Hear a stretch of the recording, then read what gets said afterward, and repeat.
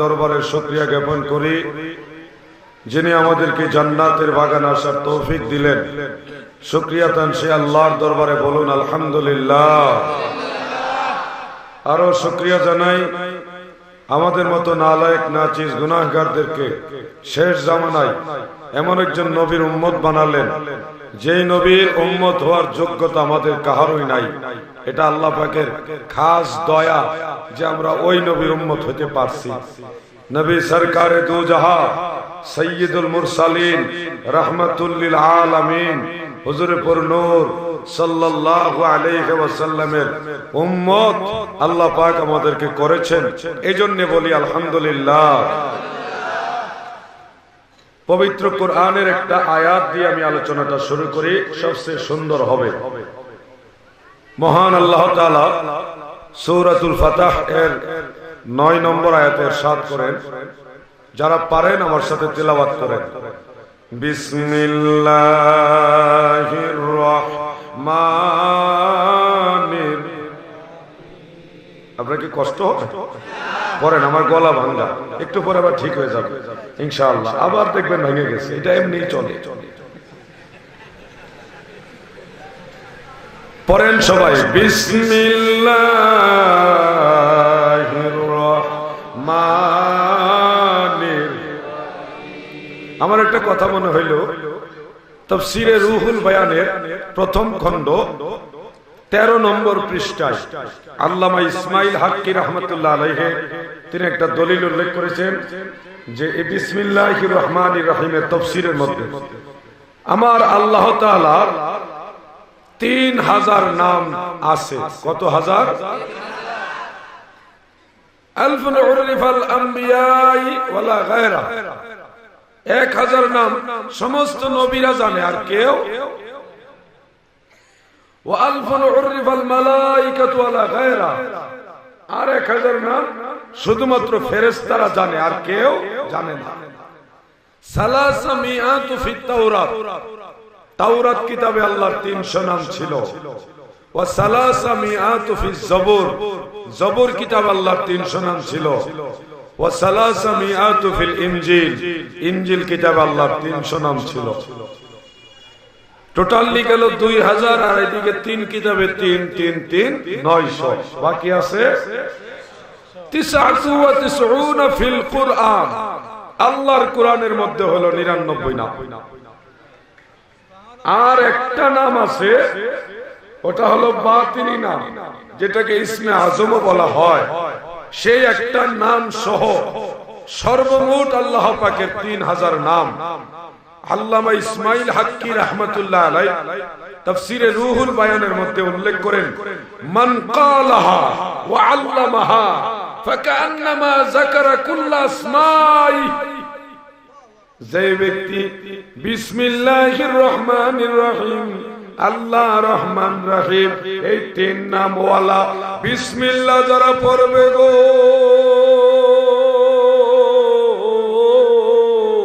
সে একবার পড়ার কারণে আল্লাহর 3000 নাম জপার সমান সওয়াব পাবে। বিসমিল্লাহ পড়বেন নি? আরেকটা ঘটনা বলি, এরপরে বিসমিল্লাহ দিয়ে আয়াত তেলাওয়াত করব। ওটাও তাফসীরে রুহুল বায়ানের মধ্যে উল্লেখ। আল্লাহর হাবিব বলেন, মেরাজ রজনীতে আমি যাচ্ছিলাম, দেখলাম 4টা নদী। 4টা নদীর মধ্যে 4 জাতের জিনিস প্রবাহিত হচ্ছে। একটা নদী দিয়ে শুধু দুধ, আরেকটা নদী দিয়ে মধু, আরেকটা নদী দিয়ে জান্নাতি শরাব, মানে শরাবান তাহুরা যেটা, আর আরেকটা নদী দিয়ে জান্নাতের পানি। এই 4টা নদী দিয়ে 4টা জিনিস প্রবাহিত হচ্ছে। আল্লাহর হাবিব বললেন, জিবরাইল এগুলি কোথা থেকে আসতেছে আমাকে বলো। জিবরাইল আলাইহিস সালাম নবীজিকে নিয়ে রওনা দিলেন। নবীজি জানেন, কিন্তু শরীয়ত মেইনটেইন। যাইতে যাইতে বিশাল এক গাছের গোড়ায় আল্লাহর হাবিব এবং জিবরাইল দুজনে গেলেন। গাছের চতুর্দিকে ওয়াল দেওয়া, ওয়ালের নিচ থেকে 4টা নালা বের হয়েছে। সেই 4টা নালা দিয়া 4 জাতের জিনিস বের হয়ে 4টা নদীর সাথে মিলছে। নবীজি বললেন, জিবরাইল রে, আমি আরো দেখতে চাই এগুলি কিভাবে ভিতর থেকে আসে। হযরত জিবরাইল বলে, ইয়া রাসূলুল্লাহ, নবী গো, এই জিনিসগুলি যে যদি দেখতে চান তাহলে চাবি লাগবে, যে চাবি আমার কাছে নাই। কারণ গাছের নিচে যাওয়ার একটা দরজা আছে, সেই দরজার মধ্যে একটা তালা লাগানো, ওই তালার চাবি আমি জিবরাইলের কাছে নাই। নবীজি বললেন, কোথায় চাবি বলো। আল্লাহর হাবিবকে বলা হলো, ইয়া রাসূলুল্লাহ, চাবি আপনার কাছে আছে। আপনি যদি একবার পড়েন বিসমিল্লাহির রহমানির, আপনি একবার পড়বেন দরজা খুলে যাবে। নবীজি পড়লেন এবং দরজা খুলেও গেল। সুবহানাল্লাহ। দয়াল নবীজি জিবরাইলকে নিয়ে সেই দরজা দিয়ে ভিতরে প্রবেশ করে দেখেন একটা আলাদা জগৎ। সেখানে চারটা পিলার, বড় বড় নূরময় চারটা পিলার। সেই পিলারের নিচ থেকে চার জাতের জিনিস, দুধ, মধু, শরাব এবং পানি বের হয়ে ওই নালা হয়ে এই চারটা নদীর সাথে মিলছে। নবীজি তাকায় দেখলেন প্রতিটা পিলারের উপরেই লেখা আছে বিসমিল্লাহির রহমানির। আল্লাহর হাবিব বললেন, জিবরাইল রে, এই পিলারের মধ্যে বিসমিল্লাহ লেখার কারণ কি? জিবরাইল বলে, ইয়া রাসূলুল্লাহ, পিলারের মধ্যে বিসমিল্লাহ লেখার কারণ হলো আপনার উম্মতের মধ্যে কেউ যদি বিসমিল্লাহির রহমানির রহিম এটার আমল করে সব সময়, কিয়ামতের ময়দানে যখন কোনো পানি থাকবে না, ওই সময় আল্লাহ পাক আপনি নবীর হাত মোবারক দিয়া এই চার জাতের জিনিস মিক্স করে কাউসারের পানি নামে আপনার উম্মতকে আমার আল্লাহ পান করাবে। নবীজির হাত মোবারক দিয়ে পরানো, খাওয়ানো হবে, পান করানো হবে। এই জন্য বিসমিল্লাহ তেলাওয়াতের দরকার আছে। আওয়াজ দিয়ে বলেন, আছে। সবাই পড়েন বিসমিল্লাহ। এই মাইক কি কইলো, আগের মতো করে দেন। লিতুমিনু বিল্লাহি ওয়া রাসূলিহি ওয়া তুআজ্জিরুহু ওয়া তুওয়াক্কিরুহু ওয়া তুসাব্বিহুহু বুকরাতাও ওয়া আসিলা। আমার আল্লাহর এই আয়াতের বাংলা সরল অনুবাদ হলো, লিতুমিনু বিল্লাহি, তোমরা এমনি ভাবে আল্লাহর প্রতি ঈমান আনো, ওয়া রাসূলিহি, এবং তার রাসূলের প্রতি ঈমান আনো, ওয়া তুআজ্জিরুহু, তাকে সাহায্য করো, ওয়া তুওয়াক্কিরুহু, তাকে সম্মান করো, ওয়া তুসাব্বিহুহু, তার তাসবিহ পাঠ করো, বুকরাতাও ওয়া আসিলা, সকাল এবং সন্ধ্যায় তার তাসবিহ পাঠ করো। এই হলো সরল অনুবাদ। আলহামদুলিল্লাহ। এবার এই জিনিসগুলি দিয়ে আমরা আলোচনার সামনে আগাই না। আমি বেশিক্ষণ আপনাদের কষ্ট দিব না।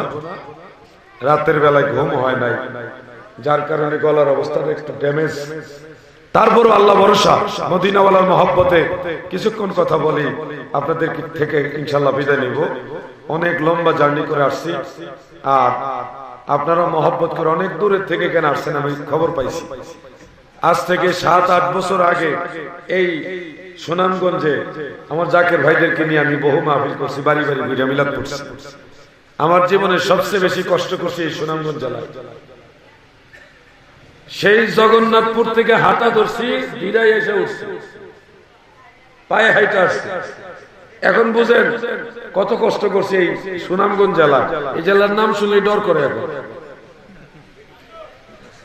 এই পর্যন্ত কাদা এবং পানি ভাঙে গেছে মিলাদ করার জন্য। এই পর্যন্ত আমার মনে আছে, কাদা এবং পানি এই পর্যন্ত ভাঙে গেছে মিলাদ করার জন্য। যাই পানি দিয়ে ধুইয়ার পরে মিলাদ শরীফ পড়ছি, ভিজা কাপড় নিয়ে। এত কষ্ট করছি এই সুনামগঞ্জ জেলায়। অনেক জাকের ভাইরা আমাকে দেখার জন্য আসছেন, বহুদিন ধরে ভাইজানকে দেখি না, দেখার জন্য। ওয়াজ লাগবে না, এই যে প্রেমের সম্পর্ক, আল মারউ মাআ মান আহাব্বা, সহিহ বুখারী হাদিস, যে যাকে ভালোবাসে হাশরের ময়দানে সে তার সাথেই থাকবে। আমরা সবাই মদিনাওয়ালাকে ভালোবাসি, আল্লাহর নবীর সাথে জান্নাতে যেতে চাই, ঠিক না বেঠে?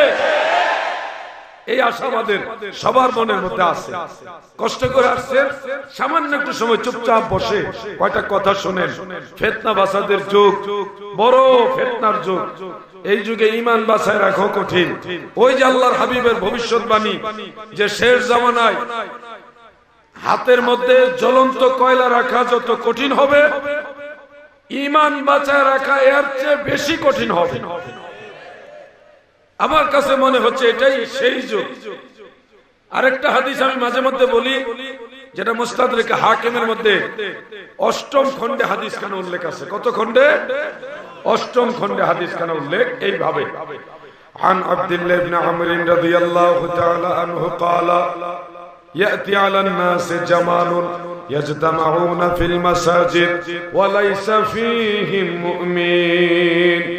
আব্দুল্লাহ ইবনে আমর বর্ণনা করেন, শেষ যুগে এমন একটা জামানা আসবে গো, ওই জামানায় মসজিদে ভরপুর মুসল্লি থাকবে, মাগার তাদের মধ্যে একজনও ঈমানদার থাকবে না।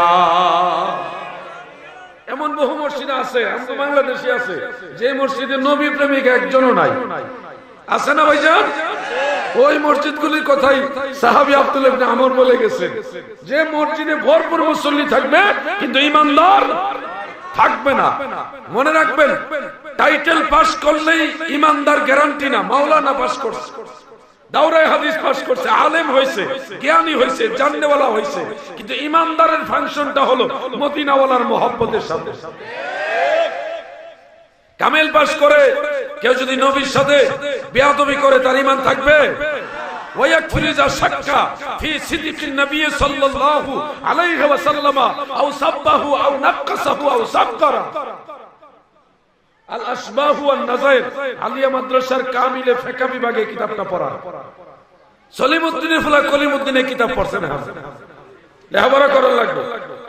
যে ব্যক্তি নবীজির সত্যতা নিয়ে সন্দেহ পোষণ করে, যে ব্যক্তি নবীজিকে গালি দেয়, যে ব্যক্তি নবীজির সম্মানকে ছোট করে, অথবা কেউ যদি নবীজির ত্রুটি ধরে, তাহলে দুনিয়ার সব ইমামরা একমত সে কাফের। এজন্য ইবনে আব্দুল ওয়াহ্হাব নজদির দালাল যারা, তারা যাই লেবাসে আর বাহ্যিক লেবাসে ফিটফাট যাই দেখাক, আকাশচুম্বী যদি তাদের ইলম হয়, কিন্তু নবীজির সাথে বেয়াদবি করার কারণে তাদের ঈমান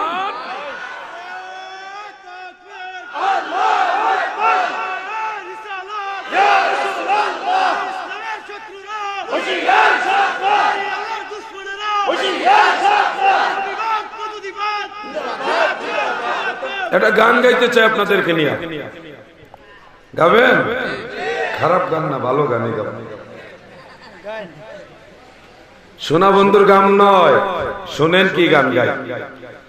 কোরআন হাদিস পড়লেই শুধু মাওলানা হয় না, আমার নবীর প্রেমের পাগল যারা তারাই মাওলানা। আমার নবীর প্রেমের পাগল যারা। আপনারা কি বিশ্বাস করেন কিনা? সে আলেম ডিগ্রিধারী হোক, সে যদি নবীজিকে ভালোবাসে, 1000 বার ফেলোর তার প্রতি।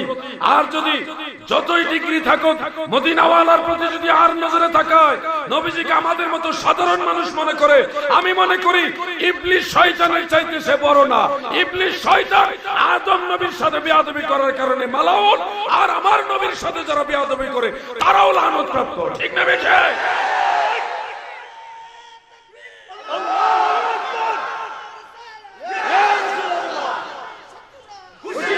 বন্ধুরা আমার, একটা জিনিস হলো, যদি কেউ বলে নবীজি লেখাপড়া জানে না, আলিফ বা তা সা জানে না, 1 2 3 চিনে না, এটা কি মেনে নেবেন কেউ? পৃথিবীতে যত জ্ঞানী গুণী বৈজ্ঞানিক সায়েন্টিস্ট, যত অক্ষর জ্ঞানওয়ালা আছে, যত উচ্চ শিক্ষিত লোক আছে, সমস্ত মানবতার শিক্ষক হলো আমার নবী। ঠিক না বেঠে? নবীজি বলেন, ইন্নামা বুইসতু মুআল্লিমান, আমি শিক্ষক হিসেবে প্রেরিত হয়েছি। মুআল্লিম আল্লামা ইউআল্লিমু তা'লিমান ফাহুয়া মুআল্লিমুন। মুআল্লিম মানে শিক্ষা দেনেওয়ালা, ইসমে ফাইল, যে শিক্ষা দেয় তাকে বলা হয় মুআল্লিম। আমার নবী বলেন, আমি শিখার জন্য দুনিয়াতে আসিনি, আমার শিক্ষক আল্লাহ, সারা জগৎবাসীকে শিখাইবার জন্য আমি আসছি। সুবহানাল্লাহ। সেখানে সলিমউদ্দিনের বলা কলিমউদ্দিন ইংরেজি শিখছে, সে কয় নবী আলিফ বা তা সা চিনে না। এক দুই চিনে না, কত বড় শিক্ষিত। বলেন এরা কি নবীর পক্ষের লোক? এদের অন্তরে নবীজির প্রতি শ্রদ্ধা আছে? থাকলে এটা বলতে পারতো না। আমি একটা ব্যাখ্যা দেই, যুবক ভাইরা আমার কথাগুলি নোট করেন, শুনেন। কোরআন হাদিস বুঝতে হবে। সহিহ বুখারীর 2 নম্বর হাদিস 1 এবং 2, দ্বিতীয় হাদিসটাই কোন কিতাব? বলেন কোন কিতাব?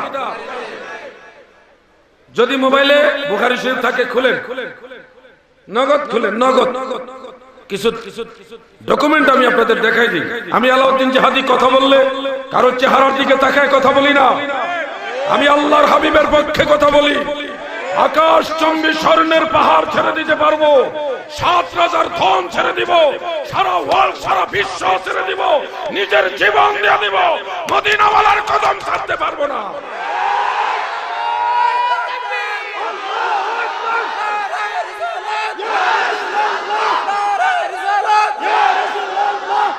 আমার নবী আমার ইমাম। ইমান যদি না থাকে আমার সব শেষ। ইমান থাকলে আল্লাহ সব দিব আমার, ঠিক না বেঠে? সহিহ বুখারীর 2 নম্বর হাদিস, সেখানে দেখেন জিবরাইল আলাইহিস সালাম আমাদের নবীর কাছে এসে বললেন ইকরা, পড়ুন পড়ুন পড়ুন। নবীজি জবাব দিয়েছেন মা আনা বিকারিন। ওলামায়ে কেরাম আছেন, আপনারা একটু খেয়াল করেন, আমাকে একটু সহযোগিতা করেন আপনারা। মা আনা বিকারিন, বা হরফে জার আসার কারণে বিকারিন হইছে। শব্দটা মূলত কারিউন, ফাইলুনের ওজন ইসমে ফাইল। কারিউন পড়নেওয়ালা, যিনি পড়েন, পাঠক। জিবরাইল বললেন পড়েন, নবীজি বললেন আমি পড়নেওয়ালা নই। জিবরাইল বললেন পড়ুন, আল্লাহর নবী বলছেন আমি পড়ার মানুষ না। আলেম ভাইরা বলেন, আমি ভুল তরজমা করলে বলেন আমাকে। কারিউন, কারিউন ইসমে ফাইল, যিনি পড়েন তাকে বলা হয় কারিউন, পড়নেওয়ালা। জিবরাইল বলছেন আপনি পড়েন, নবীজি বলছেন আমি পড়নেওয়ালা না। অর্থাৎ নবীজি বুঝালেন জিবরাইল আমি এই দুনিয়ায় পড়ার জন্য আসিনি, এটাই বুঝাইলেন। অর্থাৎ আমার নবী পড়ার জন্য আসে নাই, সমস্ত মানবতাকে শিক্ষা দেওয়ার জন্য নবী আসছে। কথা ঠিক না বেঠে? হাদিস বুঝো, হাদিস আগে বুঝো। লেখাপড়া জানে না নবী, শিক্ষিতর ঘরে শিক্ষিত। নবী লেখাপড়া জানে না, আমার নবীর শিক্ষক হইল আমার আল্লাহ। বলেন কে? আর রহমান আল্লামাল কুরআন। আসেনি অর্থ কি দেখেন, কোন সুবিধা? আর রহমান আল্লাহর সিফতি একটা নাম, দয়াময় প্রভু। আল্লামাল কুরআন, আল্লামাল কুরআন। মুফাসসিরিনে কেরাম লেখেন আল্লাহ নিজে এই 30 পারা কুরআন আল্লাহ নিজে আমার নবীর শিক্ষা দিয়েছেন। যার শিক্ষক আমার আল্লাহ, তিনি লেখাপড়া জানে না, কত বড় শিক্ষিত। এজন্য তাদের বিরুদ্ধে আমরা কথা বলি। মূলত আমার নবীকে যারা ছোট করে কথা বলবে, আল্লাহর হাবিবকে ইনকার করে যারা কথা বলবে, নবীর প্রেমিকরা তার প্রতিবাদ করবে। আপনারা বলুন আমাদের নবী কি লেখাপড়া জানতো না? নবীজি কি মূর্খ ছিল? নাউযুবিল্লাহি মিন যালিক। ভয় লাগে কথাগুলো উচ্চারণ। নবিউল উম্মি, এটার ব্যাখ্যা কি? নবীজি তো উম্মি নবী। উম্মি নবী মানে নিরক্ষর। শুনেন, আগে লেখাপড়া করে। ছাত্র ভাইদেরকে অনুরোধ করছি আপনারা একটু আমার দিকে মনোযোগ হন।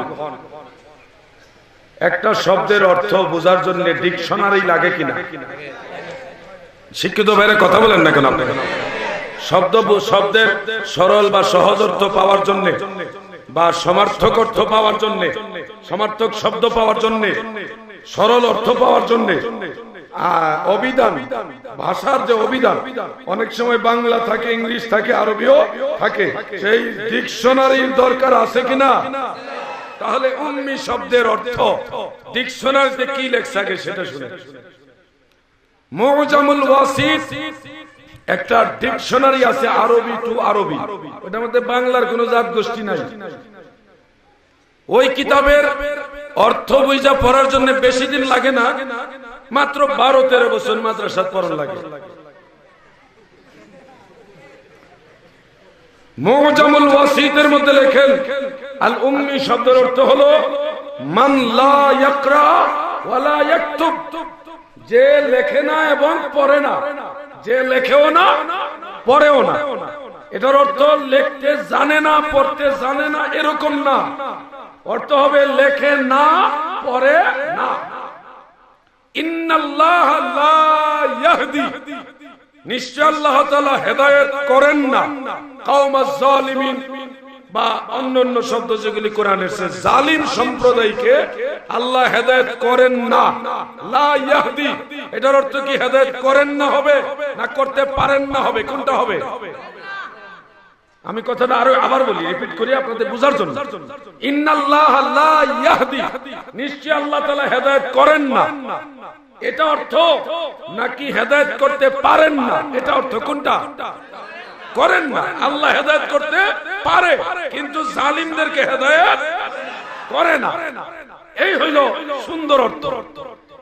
ইন্নাল্লাহা লা ইয়াহদি, লা ইয়াহদি মানে হেদায়েত করে না কিন্তু করতে পারে, করতে পারে কিন্তু করে না। ঠিক তেমনি ভাবে লা ইয়াকরা লা ইয়াকতুব, লিখতে জানেন কিন্তু লেখেন না, পড়তে জানেন কিন্তু পড়েন না। আল উম্মি শব্দের অর্থ হলো আমার নবী লিখতেও জানেন পড়তেও জানেন কিন্তু আল্লাহর অনুমতি নাই বিধায় তিনি লেখেন না পড়েন না। এটা নবীর শান, এটা নবীর গুণ, এটা নবীজির দুর্বলতা না। যদি নবীজি লিখতেন কাফেররা কইতো নবী নিজে কোরআন শরীফ লিখছেন।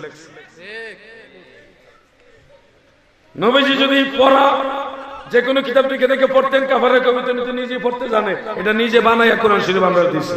এজন্য আল্লাহর হুকুম না, আপনি পড়েন না দেখে দেখা, আপনি লেখেন না, কিন্তু সবই আল্লাহ শিখাইছে। এই যে নবীজিকে এই অবস্থা রাখার কারণ হলো মানুষ যেন বিশ্বাস করে যে মুহাম্মদ তো লিখতে জানে না, পড়ে না, লেখেও না, পড়েও না, তো এই কোরআন যেহেতু ওনার কাছে আসছে নিশ্চয়ই এটা আল্লাহর বাণী। ওই কথাটা বুঝতে মানুষের সহজ। দাদু ভাই আমার, কেন এই কথাগুলি বললাম?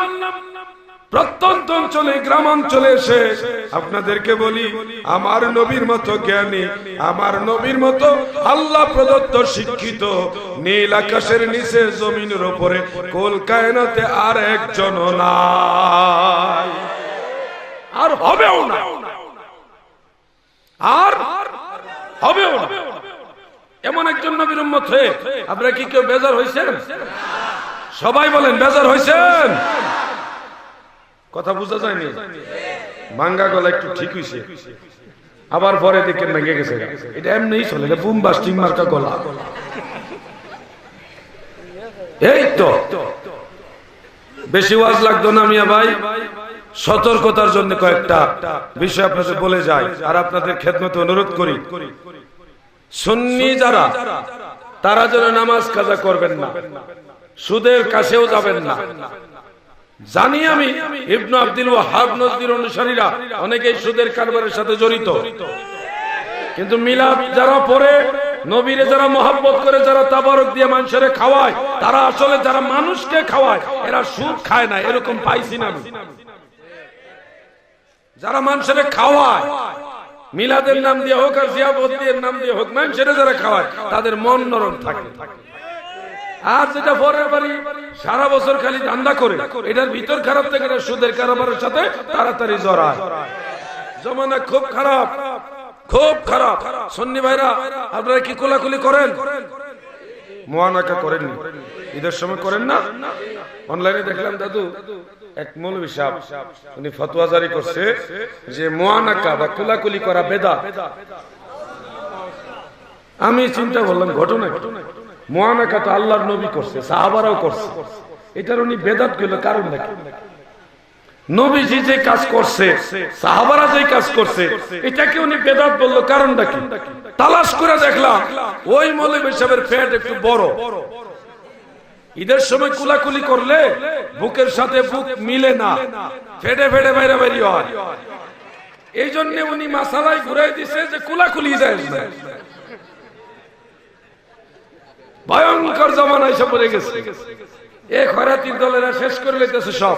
সন্তান আজকে মা বাবার পায়ে ধরে সালাম করে না। মাসালা শিখে দিছে, মাথা নুয়াইলে শিরিক হয়ে যাইব। শিখাইছে না? আমি বলবো যুবক ভাইরা গো, যেই মৌলবী সাহেব আপনাকে এই মাসালা শিখাইছে যে মা বাবার পায়ে ধরে সালাম কইরো না, ওই মৌলবীর পায়ের নিচে তোমার জান্নাত না, সন্তানের জান্নাত হলো মায়ের পায়ের নিচে। এটা মনে রাখবেন, মৌলবীর পায়ের নিচে আপনার জান্নাত না। যেতে বেজালটা শিখাই দিস, মায়ের পায়ের নিচে সন্তানের।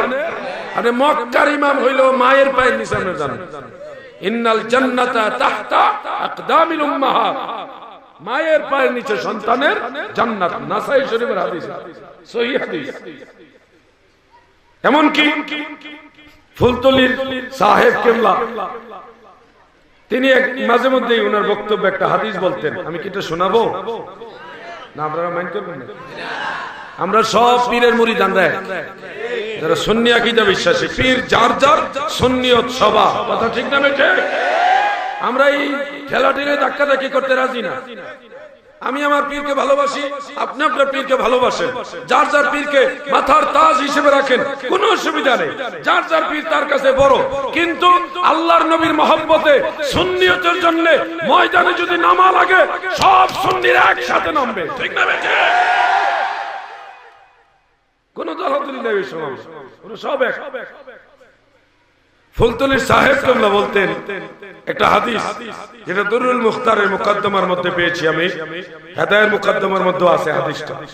আল্লাহর নবী বলেছেন, যেই ব্যক্তি তার মায়ের পায়ের মধ্যে চুম্বন করে, চুমা খায়, সে যেন আল্লাহর জান্নাতের চৌখাটের মধ্যে চুমা খায়। কত সম্মান মায়ের! আর আজকে ছেলেদেরকে শিখিয়ে দিচ্ছে মায়ের পায়ে ধরে সালাম করিস না, মাথা নইলে শিরিক হয়ে যাবো। কত বড় বাটপারের দলে! শুনেন মিয়া ভাই আমার, মাথা নত করলেও এক পর্যায়ে নাজায়েজ, আরেক পর্যায়ে জায়েজ। কেউ যদি কারো কাছে আল্লাহ মনে করে তার কাছে মাথা নত করে, কিংবা আল্লাহর মতো মনে করে মাথা নত করে, তাহলে এটা নাজায়েজ।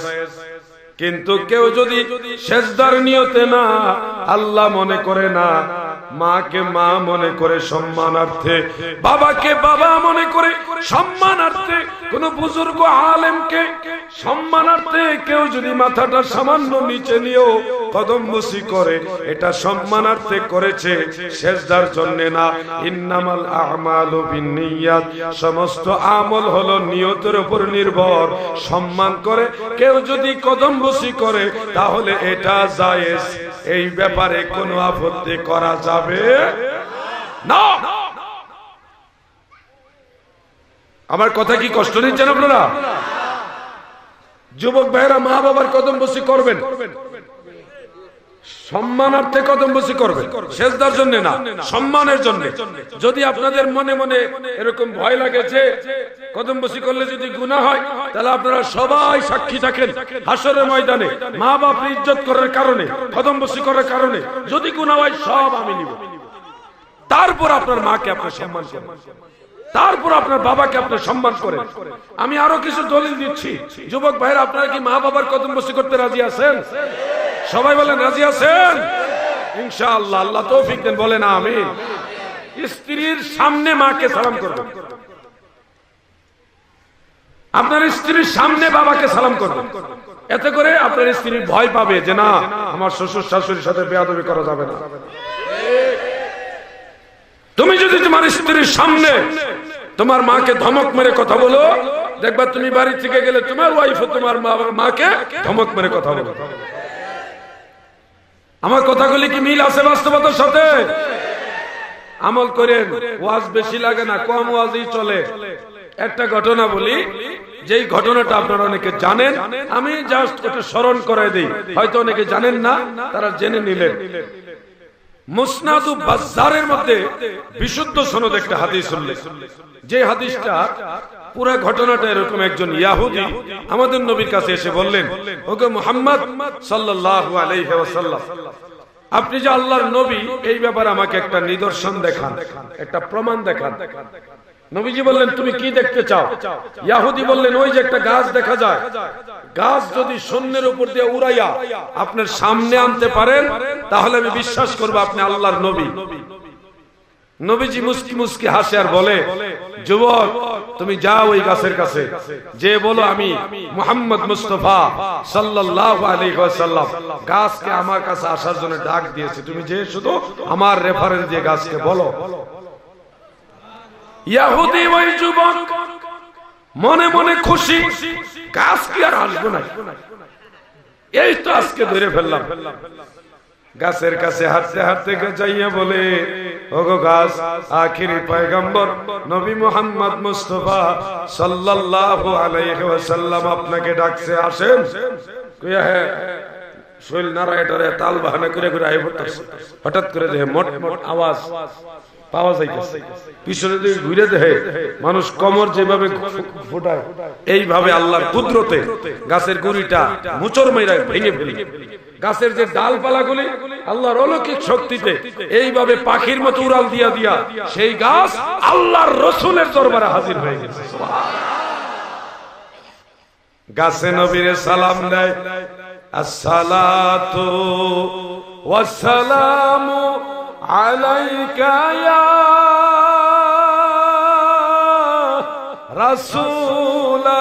রাসূলুল্লাহ,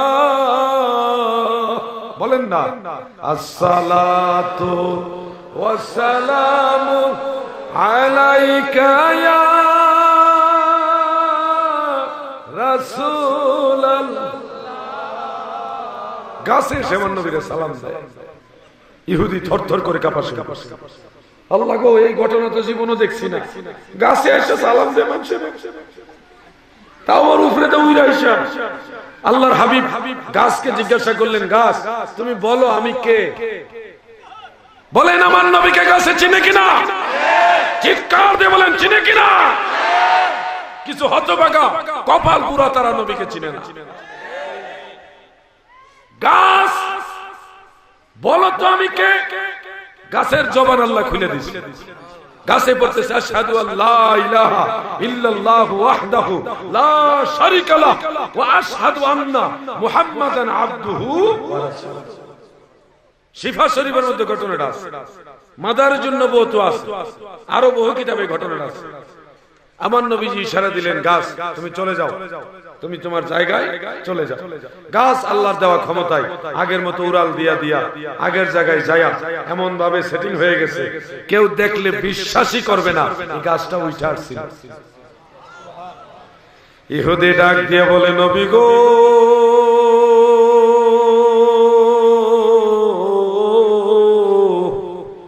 ইয়া রাসূলুল্লাহ, আমার বিশ্বাস হয়েছে আপনি আল্লাহর নবী, আমাকে ক্ষমা করে দেন আর আপনার কলেমা পড়ায়া দেন, লা ইলাহা ইল্লাল্লাহু মুহাম্মাদুর রাসূলুল্লাহ সাল্লাল্লাহু আলাইহি ওয়াসাল্লাম। আগে ছিল ইহুদি, এখন হয়ে গেছে মুসলমান এবং সাহাবী, এখন সাহাবী হয়ে গেছে। ওই সাহাবী বলেন, ইয়া রাসূলুল্লাহ, আমার বড় ইচ্ছা আমি আপনাকে সেজদা দিব, আপনি আমাকে অনুমতি দেন। নবীজি বললেন, না, আল্লাহ ছাড়া কাউকে সেজদা দেওয়া যাবে না। আল্লাহ ছাড়া কাউকে সেজদা দেওয়া, বলেন আল্লাহ ছাড়া কাউকে সেজদা দেওয়া যাবে না। সেজদার একমাত্র মালিক মনে রাখবেন, যে যেই তরিকারই লিখন, আমি সবাইকে অনুরোধ করে বলছি, এখানে ভুল করবেন না। আল্লাহর হক, ওটার মধ্যে হাত দিলে আল্লাহর গুসার কোপন হলে নিপতিত হবেন। খবরদার, সেজদা একমাত্র আল্লাহ। হ্যাঁ, আল্লাহর ওলিদেরকে, পীর মাশায়েখদেরকে, মা বাবাকে, উস্তাদকে সম্মান করার সিস্টেম আল্লাহ দিয়েছেন। কি সেই সিস্টেম? নবীজিকে বলা হলো, ইয়া রাসূলুল্লাহ, আমি আপনাকে সেজদা দিতে চাই, আমাকে অনুমতি দেন। নবীজি বললেন, আল্লাহ ছাড়া কাউকে সেজদা দেওয়ার অনুমতি নাই। যদি থাকতো তাহলে প্রত্যেক স্ত্রীকে তার স্বামীকে সেজদা দেওয়ার অনুমতি দিতাম। ওই সাহাবী বলেন, ইয়া রাসূলুল্লাহ, নবী গো, তাহলে আমাকে অনুমতি দেন, আমি আপনার কদম বসি করতে চাই। নবীজি তাকে অনুমতি দিলেন। এই যে দেখেন, সম্মানার্থে পীর বুজুর্গ আল্লাহর ওলিদেরকে, মা বাবা উস্তাদদেরকে কদম বসি করার অনুমতি আছে, সেজদা দেওয়ার অনুমতি নাই। তখন ওই সাহাবী নবীজির কদম মোবারকে চুমা খাইছে। আলহামদুলিল্লাহ বলে, যদি সুযোগ পাইতেন কোনদিন নবীজির কদম মোবারকে চুমা দেওয়া, চুমা দিতেননি? কথা কয় না কেউ? আমি গুনাহগার, কিছুদিন আগে মদিনাতুল মুনাওয়ারায় যাওয়ার সৌভাগ্য হয়েছে। এয়ারপোর্টে, মদিনা এয়ারপোর্টে প্লেন থেকে নামার পরে যখন নামতে পারছি, সাথে সাথে মদিনার ধুলাবালি গুলো বারবার চুমা খাইছি। মদিনার যেখানে গেছে ওইখানে চেষ্টা করছি ধুলাবালি গুলো নিয়ে চুমা খাইছি। এটা আমার মনের আবেগ। কেন চুমা খাইছি জানেন? মানুষ অনেকেই মহব্বতে কোরআন শরীফকে চুমা খায়, খায় না? কোরআন শরীফের চুমা খায় সময় দেখবেন চুমা দিছে কোরআন শরীফে, কিন্তু লাগছে গিলাফের উপরে। গিলাফ চিনেন? গিলাফ কি? কাপড়ের একটা কভার। কোরআন শরীফে যদি ধুলাবালি না লাগে যেন কভার বানানো হয়। চুমা দিছে কোরআনে, কিন্তু লাগছে কভারে। আসলে কভারে যদিও চুমা লাগছে, কভারে চুমা দেওয়া উদ্দেশ্য না, উদ্দেশ্য হলো কোরআনে। আমি গুনাহগার, মদিনার ধুলাবালিকে চুমা খাইছি, উদ্দেশ্য ধুলাবালি না, উদ্দেশ্য হলো এই ধুলাবালি গুলি আল্লাহর হাবিবের কদম মুবারকে লাগছে। আমি সেই ধুলাবালিকে চুমা দিলাম নবীর কদমে চুমা খাওয়ার ইচ্ছায়। ঠিক না বেঠে? আমি ওই কদমে চুমা খাবো, ওই কদমে চরণ ধুলি মাখবো গাই, পাইলে নিরালাই গো নবী, পাইলে নিরালাই, পাইলে নিরালাই গো নবী, পাইলে নিরালাই। কষ্ট হচ্ছে? আমি বেশিক্ষণ আপনাদের বিরক্ত করব না, শুধু আপনাদের ওটাই বোঝাচ্ছি। এই কথাগুলি বলতেছি যুবকদের উদ্দেশ্যে। মা বাবার পায়ের চুমা খাই। বাইরে এই পায়ের কত দাম তুই জানোস না? এই পায়ের কত দাম? দুইটা পায়ের অনেক দাম। একটা পা তো মা বাবা, আরেকটা হলো আল্লাহর ওলি যারা, তাদের পায়ে চুমা খাইও। বুখারী শরীফের দ্বিতীয় খণ্ডের দেওবন্দি নুসখা 963 পৃষ্ঠায় শেষের দিকে হযরত আবু হুরায়রা রাদিয়াল্লাহু আনহু থেকে বর্ণিত হাদিসে কুদসি আল্লাহ রাসূলের জবানে আল্লাহ বলেন, আমি আল্লাহ কুনতু রিজলাহু আল্লাযী ইয়ামশা বিহা, আমি আল্লাহ আমার ওলিদের পা হয়ে যায়, আমি আল্লাহ আমার ওলিদের পা হয়ে যায়, যেই পা দিয়ে তারা চলে। এইজন্য কেউ যদি আল্লাহর ওলির পায়ে চুমা খায়, সেই চুমা আমার আল্লাহ খুশি হয়ে যায়। সুবহানাল্লাহ। কারণ ওই পা আল্লাহর মনোনীত পা। মা বাবার কদম বসি করবেন। আর কামেল মুকাম্মেল বুজুর্গ আল্লাহর ওলি যদি পান, মুহাক্কিক কোন আলেম যদি পান, তাদের কদম বসি করবেন। ইসলাম এটা জায়েজ। ইমাম শরফুদ্দীন নববী রাহমাতুল্লাহ আলাইহি আল আজকারের মধ্যে লিখেছেন, শরাফিয়াত এবং ফরহেজগারি, তাকওয়া, এগুলির দিকে খেয়াল করে কোন বুজুর্গ আলিমকে, মা বাবাকে, উস্তাদকে কদম বসি করাটা মুস্তাহাব, সওয়াবের কাজ, হাজারবার জায়েজ। যারা এগুলি বাধা দিচ্ছে এরা জঙ্গিবাদের সাথে জড়িত। এরা যুবকদেরকে মা বাবার প্রতি কঠোর মনের বানাইবার চেষ্টা করতেছে, তাদের হৃদয়গুলি শক্ত করার চেষ্টা করতেছে। কারণ যুবকদের মন যদি শক্ত না হয়, তাদেরকে দিয়ে বোমাবাজি করানো যাবে না। এগুলি জঙ্গিবাদের সাথে জড়িত, তাদের কাজ। যেই ছেলে, আপনাদের কাছে জিজ্ঞাসা করি, যে ছেলে বাপের পায়ে ধরে সালাম করে, এই ছেলে খুব তাড়াতাড়ি বাপের সাথে বেয়াদবি করব? আমার কথা বুঝা জবাব দেন সবাই। যে ছেলেটা নিজের বাপের পায়ে ধরে সালাম করে, সেই ছেলেটা খুব তাড়াতাড়ি বাবার সাথে বেয়াদবি করব? করব না। যদি আপনি বেদাত আর শিরকের ফতোয়া দেখায়া, ডর দেখায়া কদম বসি থেকে দূরে সরে দেন, উল্টা ফুল আইব বাপের শিরক শিখাইতো। তোমরা ভুল করছো, মানে বেয়াদবি শিখাইতো।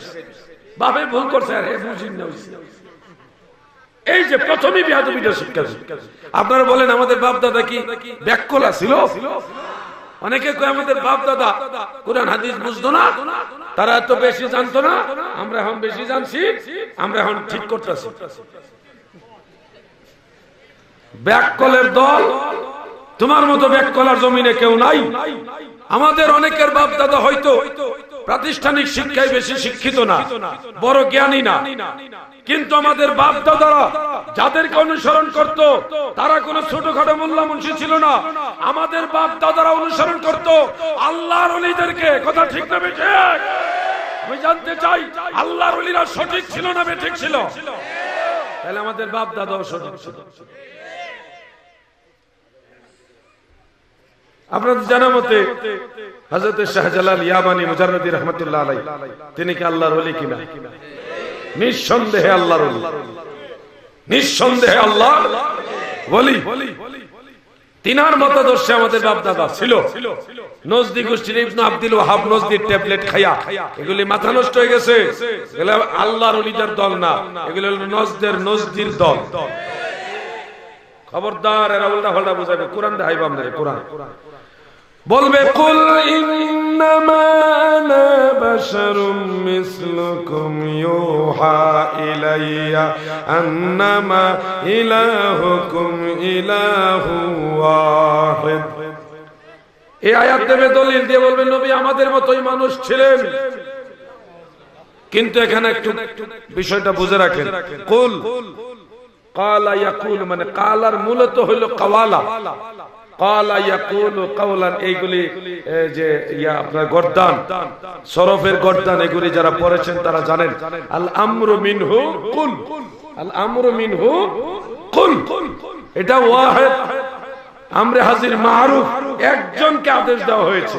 আল্লাহ তাআলা বললেন কুল, শুধুমাত্র আপনি বলুন, আর কেউ না। আমি তোমাদের মতো মানুষ, এই কথাটা শুধু আপনি বলুন। অর্থাৎ আমি তোমাদের মতো মানুষ, এটা শুধুমাত্র নবীজি বলতে পারবে।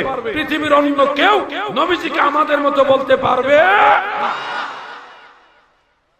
আমি আরো সহজে বিষয়টা বুঝাই। হযরতে ইউনূস আলাইহিস সালামের নাম শুনছেন? উনি একটা দোয়া পড়েছিলেন, যে দোয়াটা আমরা তুফানের সময় পড়ি। কি জানে দোয়াটা? দেখছেন, এটা হগলেই পারে। লা ইলাহা ইল্লা আনতা সুবহানাকা ইন্নী কুনতু মিনাজ জালিমিন। এর অর্থ কি? লা ইলাহা ইল্লা আনতা, আপনি ব্যতীত কোনো ইলাহ নেই। সুবহানাকা, আপনারই সুমহান মর্যাদা। ইন্নী কুনতু মিনাজ জালিমিন, নিশ্চয় আমি জালিমদের অন্তর্ভুক্ত হয়ে গেছি। কে বলতেছে? নবী ইউনূস আলাইহিস সালাম। এখন আপনি যদি এই আয়াত দিয়ে দলিল দেন ইউনূস নবী জালিম ছিল, আপনার ঈমান থাকবো? বিনা তালাকে বউ তালাক হইব, ঈমানও যাইব। অটো তালাক হয়ে যাবে ম্যাডাম। কিন্তু ইউনূস নবী এই কথা বলছে, এটা কোরআন শরীফেই আছে। ইউনূস নবী বলতে পারবে আল্লাহকে যে আল্লাহ আমি ইন্নী কুনতু মিনাজ জালিমিন। এটা ইউনূস নবীর মুখে শোভা পায়। এটা ইউনূস নবী ছাড়া আমাদের কারো মুখে শোভা পায় না। আমার নবীও বলেছেন তাওয়াদু, বিনয়ের জন্য আমি তোমাদের মতো মানুষ, এটা নবীর মুখে শোভা পায়। আপনার আমার মুখে শোভা পায়। আজকে মাহফিল শেষ করে আল্লাহ চেয়ে তো বাড়িতে যাবেন না? কথা কোন যাইতেন না? বাড়ির যাইয়া দরজার কিনারে যদি দাঁড়ায় বলেন আম্মা আমি আইছি, দরজাটা খোলো। মা আমি আসছি, দরজা খোলো। বলেন তো মা যত তাড়াতাড়ি সম্ভব দরজাটা খুলে দিবে নাকি দিবে না? বলবে আমার সন্তান আসছে। যদি আপনি কথাটা এইভাবে না বলে অন্যভাবে বলেন যে আব্বার স্ত্রী দরজা খোলো আমি আসছি, বলেন তো মা খুশি হবে না বেজার হবে? কিন্তু আপনি কি মিথ্যা কথা বলছেন নাকি? আপনার মা আপনার আব্বার স্ত্রী, আপনার সত্য কথাই বলছেন, কিন্তু এই কথাটা শুনলে মা বেজার হবে, বলবে আমার ছেলে বেয়াদব, বলবে কিনা?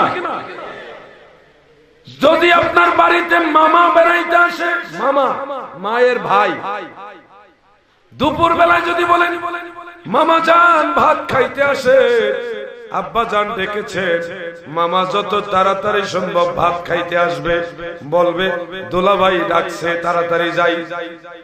যদি আপনি বলেন আব্বার শালা ভাত খাইতে আসে, বলেন তো মামা খুশি হবে না বেজার হবে? কিন্তু আপনি কি মিথ্যা কথা বলছেননি? আপনার মামা আপনার আব্বার শালা। কিন্তু এরপরে এই কথাই মামা খুশি না। যেমনি ভাবে নবীজিকে, আরে বাবা সহজ বিষয়, যেমনি ভাবে সন্তান মাকে মা ডাকলে খুশি হয়, আব্বার স্ত্রী বললে খুশি হয় না। মামাকে মামা বললে খুশি হয়, আব্বার শালা বললে খুশি হয় না। আমার নবীকেও আল্লাহর নবী বলে ডাক দিলে নবী খুশি হয়। আমাদের মতোই মানুষ এই কথা বারবার বললে নবীর কাছে খারাপ লাগে, ঠিক না ভাই? আরে আমি আমার নবীজির কথা বাদ দিলাম, মাইন্ড করেন না। এই যে সুপার সাহেব, উনি তো বহু ছাত্রের উস্তাদ। কেউ যদি কোন একটা ছাত্র যদি বলে উনি সুপার, উনি যেমন আমিও তেমন, উনি যেমন আমিও তেমন, উনার ছাত্র যদি উনাকে কথাটা বলে, বলেন তো একজন উস্তাদ হিসেবে উনি কি খুশি হবে? সবাই উত্তর দেন, খুশি হবে? বাস্তবে উনিও মানুষ, ছাত্রটাও মানুষ, কিন্তু এরপরও উস্তাদ, উস্তাদের সামনে যদি বলে উনি যেমন আমিও তেমন, এটা যেমন বেয়াদবি। ছাত্র যেমন যদি উস্তাদকে বলে যে উনি যেমন আমিও তেমন, এটা বললে বেয়াদবি হয়। উম্মত হয়ে নবী যেমন মানুষ আমিও তেমন মানুষ, এটা বললেও বেয়াদবি হয়, ঠিক না বেঠে? যদিও তিনি বাশার, কিন্তু নবীর মতো বাশার, নবীর মতো তুলনা দেওয়ার আর একজন মানুষও কুল কায়নাতে নাই, ঠিক না বেঠে?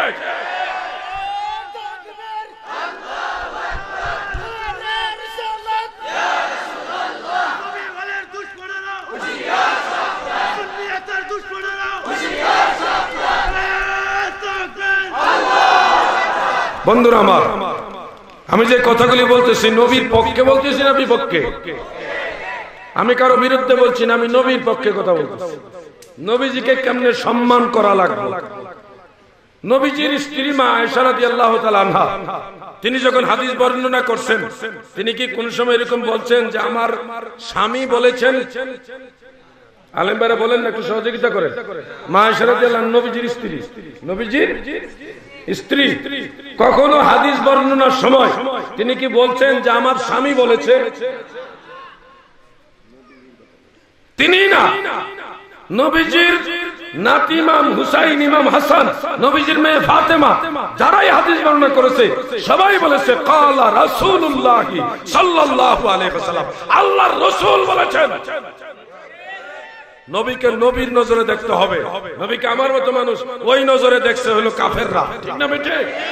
মুমিনরা সব সময় বলতো, সহিহ বুখারীর প্রথম খণ্ডের 7 নম্বর পৃষ্ঠায় তরজমাতুল বাবের মধ্যে ইমাম আবু আব্দুল্লাহ মুহাম্মদ ইবনে ইসমাইল ইবনে ইব্রাহিম ইবনে মুগীরা রাহমাতুল্লাহ আলাইহি তিনি স্পষ্ট উল্লেখ করেছেন, সাহাবীরা বলতেন, হাদিসের মধ্যে আছে বড়টা, ক্বালু লাসনা কাহাইয়াতিকা ইয়া রাসূলুল্লাহ, নবী গো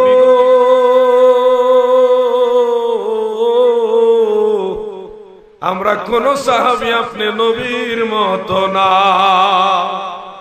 সাহাবীরা বলতো আমরা আপনি নবীর মতো, দের ব্যাটারি মোল্লাই কই নবী আমরা মতো। চিন্তা করছেন? আদম থেকে ঈসা পর্যন্ত কোন নবী, কোন রাসূল বলে নাই যে আমাদের নবী আমার মতো। কোন নবীও আমাদের নবীকে ওনাদের মতো দাবি করে নাই। সলিমউদ্দিনের ফলা কলিমউদ্দিন, ওরে বাবার ইংরেজি শিখছে, একই নবী আমরার মতো। মইরা লো পারাইয়া গুতাইয়া শিখাইব যে নবী কার মতো। রাগ হইতেছেন আপনারা? রাগ হইেন না, রাগ হইেন না। মিয়া ভাই মরতেন না? আওয়াজে বোঝা গেছে মরতে কেউ রাজি হই না। মরতেন না? সময় লই, মরতেন না? মরার পরে কেডাইব কবরে? আব্দুল হাবনুস দিনা মত দিয়াইব। মরার পরে কবরের মধ্যে দুইজন ফেরেশতা আসবে আর প্রশ্ন করবে, মা কুনতা তাকুলু ফি হাযার রাজুল। এখানে কুনতা এটা ফেলে নাকিস, তাকুলু হলো ফেলে মুজারে নাকি ভাইজান? ইয়াকুলু, ইয়াকুলান, ইয়াকুলুনা, তাকুলু ওয়াহিদ মুআন্নাসে গায়েব আর ওয়াহিদ মুযাক্কার হাজিরের মধ্যে তাকুলু আছে। মা কুনতা তাকুলু ফেলে মুজারের আগে যখন কোন ফেলে না কেস আসে তখন এটার মানা দেয় মাঝি ইস্তেমরারি, অতীতকালে লম্বা সময় ব্যাপিয়া তুমি কি বলতে গো ফি হাজার রাজুল হাজা ইসমে ইশারা। আলেম ভাইরা আমাকে একটু সহযোগিতা করেন, আমি আপনাদেরকে ডিস্টার্ব করার জন্য না, কথাটা মানুষ যেন বুঝে যে জিহাদি সাহেব যেটা বলতেছে আমাদের এলাকার আলেমরা ওইটা জানে, মানে সত্য কথাই বলতেছে, কথাটা গ্রহণযোগ্যতার জন্য আমি আপনাদের দুই একটা প্রশ্ন করব, আপনাদের লজ্জা দেওয়ার জন্য, আল্লাহর কসম। হাজা কি করিবের মানা দেয় না বাইদে? ইসমে ইশারা হাজা দুইজন বলল, আর কেউ? হ্যাঁ, ওই যে আরেকজন পাওয়া গেল, আলেম আছে, জায়গা জায়গা আলেম বসে। হাজা ইসমে ইশারা, হাজা যখন আসে এটা করিবের মানা দেয়। করিব মানে কি? কাছে না দূরে? কাছে। বলেন কাছে না দূরে? কাছে। তাহলে বোঝা গেল যে কথাগুলি বলতেছি আপনাদের এলাকার আলেমরাও পড়ছে, জানে। তো কবরের মধ্যে যখন প্রশ্ন করবে মা কুনতা তাকুলু ফি হাযার রাজুল, আর রাজুল ইশারা করবে নবীর দিকে, হাদিসের মধ্যে নবীর নাম লেখা আছে ইয়ানি মুহাম্মদ সাল্লাল্লাহু আলাইহি সাল্লাম, অর্থাৎ মুনকার নাকির ইশারা করবে যে এই লোকটা সম্পর্কে তোমার অতীত জীবনে কি বলতা। তখন মুমিন যারা তারা তাকায় দেখবে তার কাছেই আমার নবী হাজির। সুবহানাল্লাহ। গ্রামারের দৃষ্টিতে বোঝা যায় নবী কাছে আসবে, নবী কাছে আসবে। এখন সলিমউদ্দিনের ভোলা কলিমউদ্দিন কয় শিরক, আল্লাহ ছাড়া কেউ আসতে পারে না, কেউ হাজির না, হাজির আল্লাহ ছাড়া কাউকে হাজির হইতে পারে বললেই শিরক হবে। আচ্ছা, আপনাদের এই এলাকার নাম জানেন কি? মুকশেদপুর। মুকশেদপুরে কোনদিন আজরাইল আইছে? আইছে না? দেখছেন? জোরে কোন আইছে? মিয়া ভাই, ফুলা ভাই তো গায়ের রক্ত গরম, মরণের কথা টেরই পায় না, এর লাগে কইছে আর কি আইছে না। আজরাইল যেহেতু আপনাদের এলাকায় আসছে, আমি যতটুকু জানি দিনে 5 বার প্রতিটা মানুষের কাছে আসে, আর মরার সময় তো আসেই। প্রতিটা দিন প্রতিটা মানুষের কাছে দৈনিক 5 বার আজরাইল আসে। আয়সা সতর্ক করে, সময় কিন্তু বেশি দিন নাই, সতর্ক হোক। আজরাইল আলাইহিস সালাম এই মুকশেদপুরে আসলো, কেউ কোনোদিন শিরকের ফতোয়া দিল না, কিন্তু কখনো কোন সুন্নি ভাই যদি বলে আমার নবী আসতে পারে, এই কথাটা বললেই কেন জানে কিছু মানুষের চেহারা কালো হয়ে যায়। একটা ঘটনা বলি শুনেন, এটা বলেই শেষ করে দিচ্ছি। আবার যদি কেউ মনে করেন আমার প্রশ্ন আছে, কমিটির মাধ্যমে কাগজে লেখা প্রশ্ন পাঠিয়ে দেন, আপনার প্রশ্নের উত্তর আমি ইনশাআল্লাহ দেব কোরআন হাদিসের আলোকে। কিন্তু আমি চলে গেলে মাহফিল কমিটিকে ডিস্টার্ব করতে পারবেন না। মাহফিল কমিটি এই যে নূরে মদিনা ইসলামী যুব সংঘের যুবকরা, তারা লেখাপড়া করতেছে, অনেকে কিছু জানে, কিন্তু বড় মুফতি মুহাদ্দিস শাইখুল হাদিস না হলেও তারা তো দলিল লাগে না, বিনা দলিলেই নবীকে ভালোবাসে। ঠিক না বেঁচে? বিনা দলিলে নবী ভালোবাসে। কারো দলিল লাগলে এখানে আসো। আমার কাছে বর্তমানে সফট কপি 22,654টা কিতাব আছে, নগদ কিতাব দেখাই দিব আমি এখানে, আসো কেউ থাকলে। কিন্তু আমি চলে গেলে এলাকায় কোনো ধরনের ফিতনা সৃষ্টি করা যাবে না। মাহফিলের কমিটি আছে, ওনাদের মাধ্যমে কাগজে লেখা প্রশ্ন দেন, আমি ইনশাআল্লাহ কোরআন সুন্নাহ ইজমা কিয়াসের আলোকে আপনার প্রশ্নের উত্তর দিব, সম্মানের সাথে দিব। কিন্তু কোনো বেয়াদবি করলে সেটা আমরা গ্রহণ করব। আল্লাহ যেন বুঝার তৌফিক দেয়, বলে না। আমি একটা ঘটনা বলবো, এটা বলে আমি আলোচনার শেষের দিকে চলে যাব। ওই পর্যন্ত কি থাকবেন না ইনশাআল্লাহ? কারা কারা থাকবেন না হাত উঠান।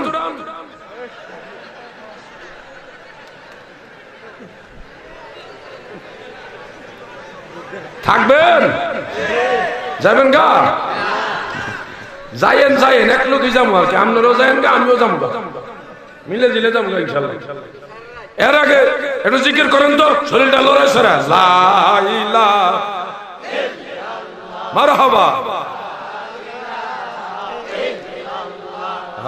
লা ইলাহা ইল্লাল্লাহ, মাশাআল্লাহ। লা ইলাহা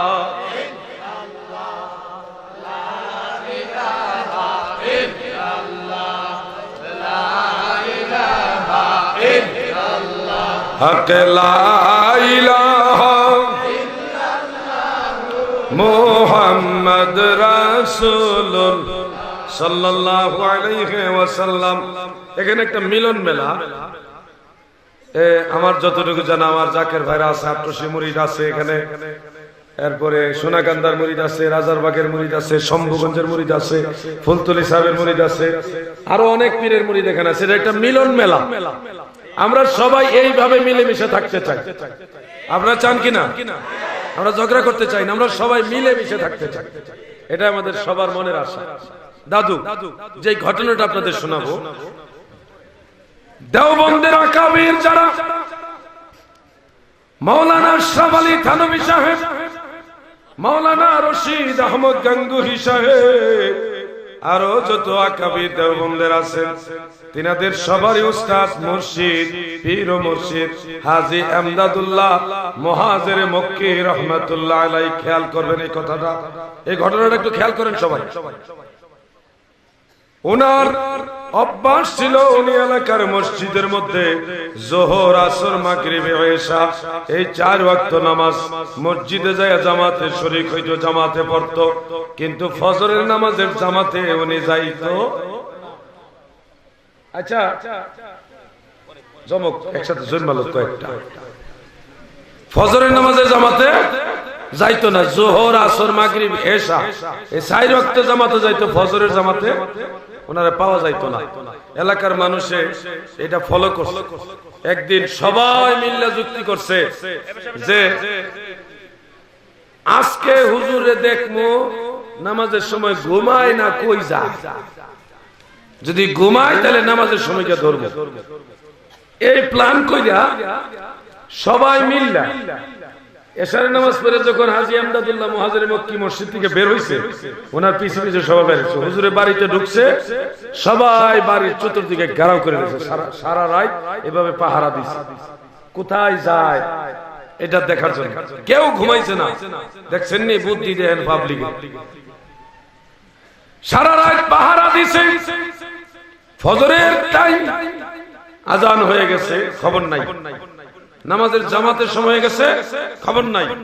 সমাজের সবাই তো এখানে আছে, সবাই মিললে এক বাড়িতে ঢুকলে হ্যাঁ আর অন্যায় ধর্ম কেনা। সবাই চতুর্দিকে ঢুকো, দেখি হুজুরে ঘুমায় কিনা। বাড়ি তালাশ করে তন্ন তন্ন করে খুঁজে দেখলো হুজুর বাড়ির কোনো আনে নাই, বাড়ি তুই নাই, হুজুরই নাই। হুজুরের বাড়িতে তোমরা দেখছো? আল্লাহর কসম কোন দিকে বাড়িতে দেখছি না। চিন্তিত হয়ে গেল, ঘটনা কি? বাড়ি কোথাও নাই। কোন কোন জায়গায় মাটির নিচে খুঁজাও দেখছে, লুকাইছে কিনা, কোথাও হুজুরে পাওয়া গেল না। সবাই হতাশা হয়ে মসজিদে এসে ফজরের নামাজ আদায় করল। যোহরের নামাজের সময় যথারীতি হুজুর নামাজ পড়ার জন্য মসজিদে গেছে। মুসল্লিরা সবাই নামাজ পড়ব পরে কইয়া চতুর্দিকে ঘেরাও করে, হুজুর ফজরের সময় কইয়া ছিলেন আপনি এটা কর, নামনে মানুষ না জিন?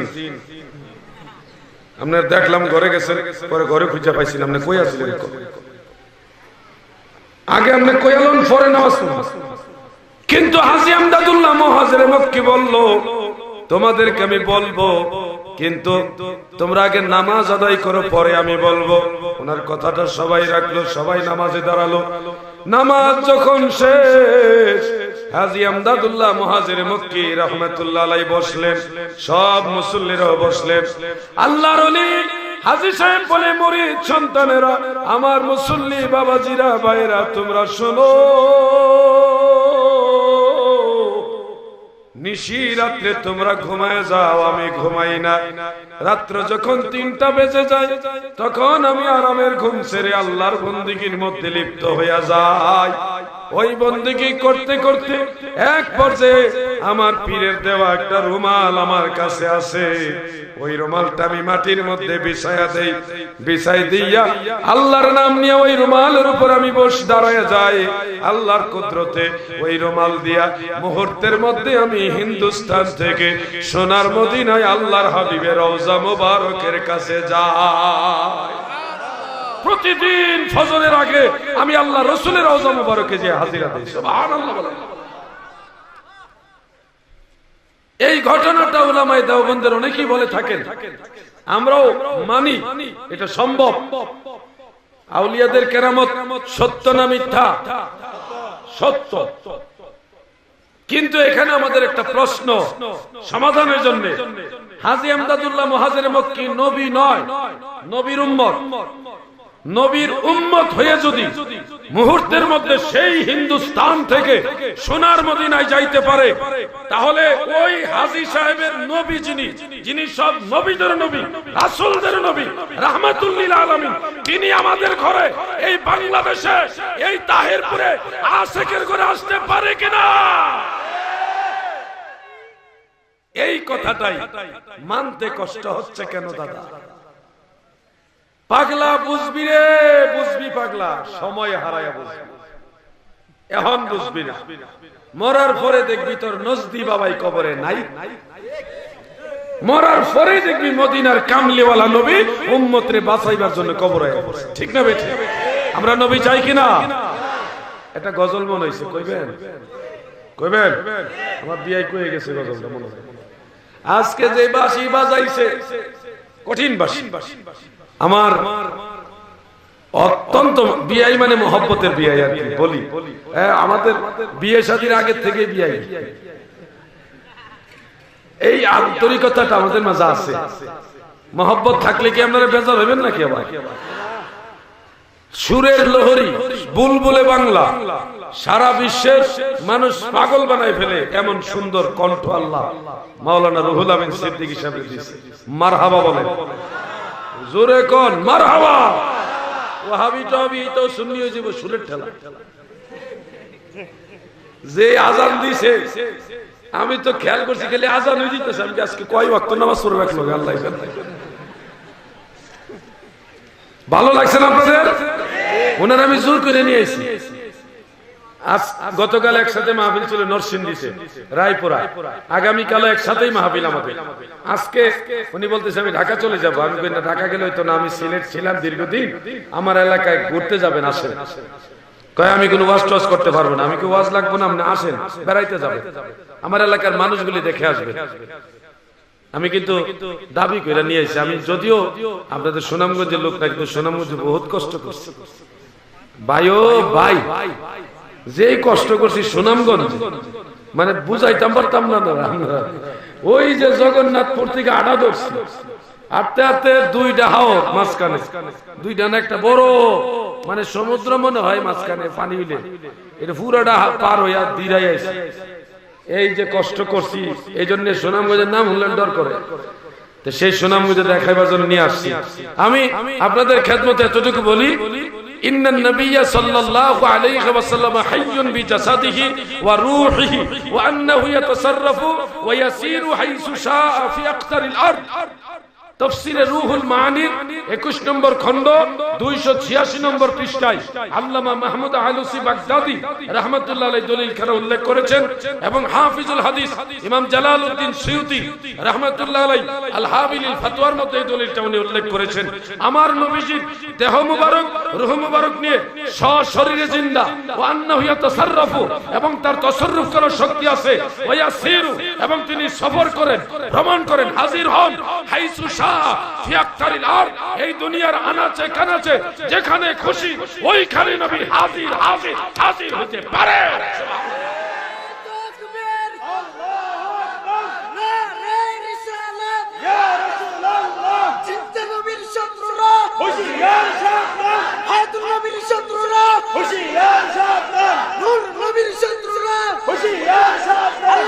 কোরআন সুন্নাহর আলো, ইসলামের আলো, সুন্নিয়তের আলো, এই তিনটা কথা কয়ে দিলাম। আজকে আর আলোচনার সামনে যাচ্ছি না, প্রশ্নগুলি নিব, ধারাবাহিক নিব। অল্প কয়টা যেগুলি শিক্ষণীয় প্রশ্ন আমরা নিব, যেগুলি ধর্মীয় এবং শিক্ষণীয়। রাজনৈতিক প্রশ্ন আমরা নিব না। এরপরে কারো ব্যক্তিগত বিষয় নিয়ে যদি প্রশ্ন করেন, ওটা আমরা নিব না। যে প্রশ্নগুলি শিক্ষণীয়, ধর্মীয়, যেগুলি সবার উপকার আসবে, ওই প্রশ্নগুলি শুধু আমরা নিব। আপনারা কি মনে করেন? আবার কিছু প্রশ্ন আছে আজগুবি, আটকাইনা প্রশ্ন। শয়তানের মায়ের নাম কি? নূহ নবীর নানির বাপের নাম কি? এগুলি কোন শিক্ষার প্রশ্ন না, এগুলি আটকেন না রাজগুবি প্রশ্ন, এগুলি নিব না, এগুলি আমরা শিক্ষণীয় প্রশ্নের আওতায় ধরবো না, এগুলি ডিসঅ্যালাউ করে দিব। শিক্ষণীয় প্রশ্ন যদি হয় সেই প্রশ্নগুলি আমরা নিব। অবশ্যই প্রশ্নকারীর মধ্যে আদব কায়দা থাকতে হবে, কোনো বেয়াদবের প্রশ্ন আমরা অ্যালাউ করব। প্রশ্ন উত্তর পর্বে যাব। আমি আপনাদেরকে এলান দিয়ে দিই, এলান দিয়ে দিচ্ছি, আমার লেখা প্রায় 22টা কিতাব আছে। কেন কিতাবগুলি লিখছি? আমি জানি একদিন দুনিয়াতে আমি থাকবো না, আপনিও থাকবেন না, আমি থাকবো না, কিন্তু সুন্নিয়তের খেদমত যেন বন্ধ না হয়ে যায়, আলাউদ্দিন জিহাদি কলমের শক্তি যেন বন্ধ হয়ে না যায়, সেজন্য আমি প্রতিনিয়ত একটার পর একটা কিতাব লিখতেছি। এবং আপনারা শুনলে খুশি হবেন, এই কিতাবগুলির দ্বারা অনেক বাতিল ওয়াহাবিরা আবার সুন্নি হয়ে গেছে। এক একটা কিতাব এক একজন আলাউদ্দিন জিহাদির কাজ করতেছে। এগুলি আমার একটা বড় ধরনের খেদমত। অনেকগুলি কিতাব লিখছি, আপনাদের কাজে লাগবে। ছোট্ট একটা কিতাব আমার জাকের ভাইদের কাজে লাগবে বেশি। এটা জিকির কত প্রকার, জিকির কিভাবে করা যায়, দাঁড়ায় জিকির, জিকিরের সময় মাথা ঝুলে কেন, সামা গাওয়া যায় কিনা, জিকিরের জলি করা যায় কিনা, ডিটেইলস এই ব্যাপারে যত দলিল লাগবে। জিকির এবং সামা গজল আছে, এর মধ্যে অনেকগুলি, মাত্র 50 টাকা হাদিয়া। এটা আপনাদের কাজে লাগবে, তরিকাবন্দীদের কাজে লাগবে। বসে থাকে, আপনাদের কাছে আসবে এই বইটা, 50 টাকা হাদিয়া। যদি প্রয়োজন মনে করেন সংগ্রহ করে নেবেন। আর এটা হলো নূরে মুজাসসাম, আল্লাহর নবী যে নূরের তৈরি, এই ব্যাপারে যত দলিল দরকার এই বইটার মধ্যে পাবেন। যারা মাটির ব্যবসা করেন বা মানে নবীজিকে মাটির তৈরি বলেন, তাদের যত দলিল আছে এগুলিও খণ্ডন করা হয়েছে নবীজির নূরের তৈরির পক্ষে।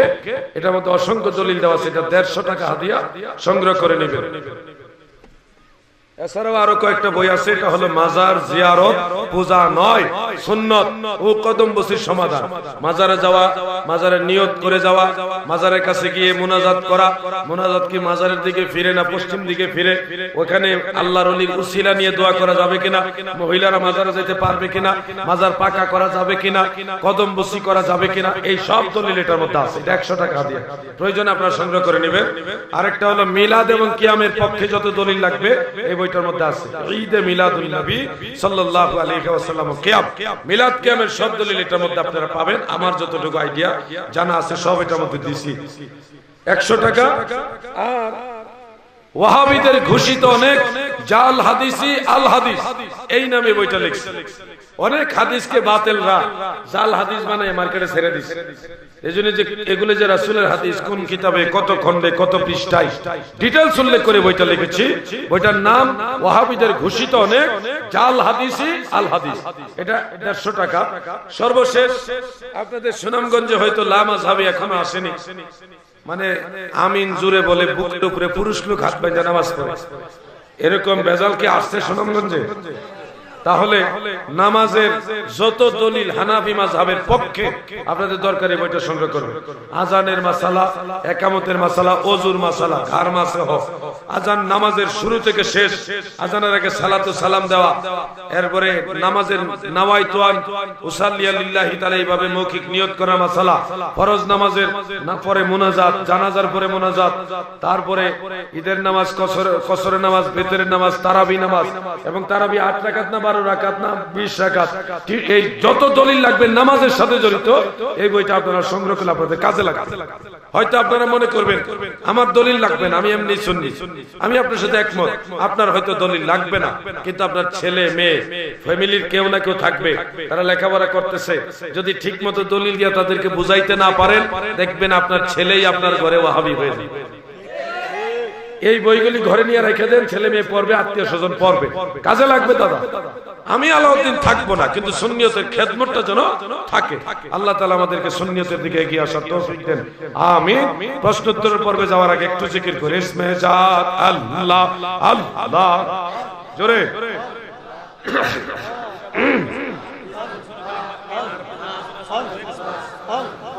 আল্লাহ আল্লাহ। আপনারা কি দুর্বল হয়ে গেছেন? জোরে আল্লাহ আল্লাহ আল্লাহ আল্লাহ আল্লাহ রাসূলুল্লাহ আমার নয়ন মনি, আর রাসূলুল্লাহ আমার চোখের মনি, মক্কি মাদানী রাসূলুল্লাহ আমার নয়ন মনি। আল্লাহ আল্লাহ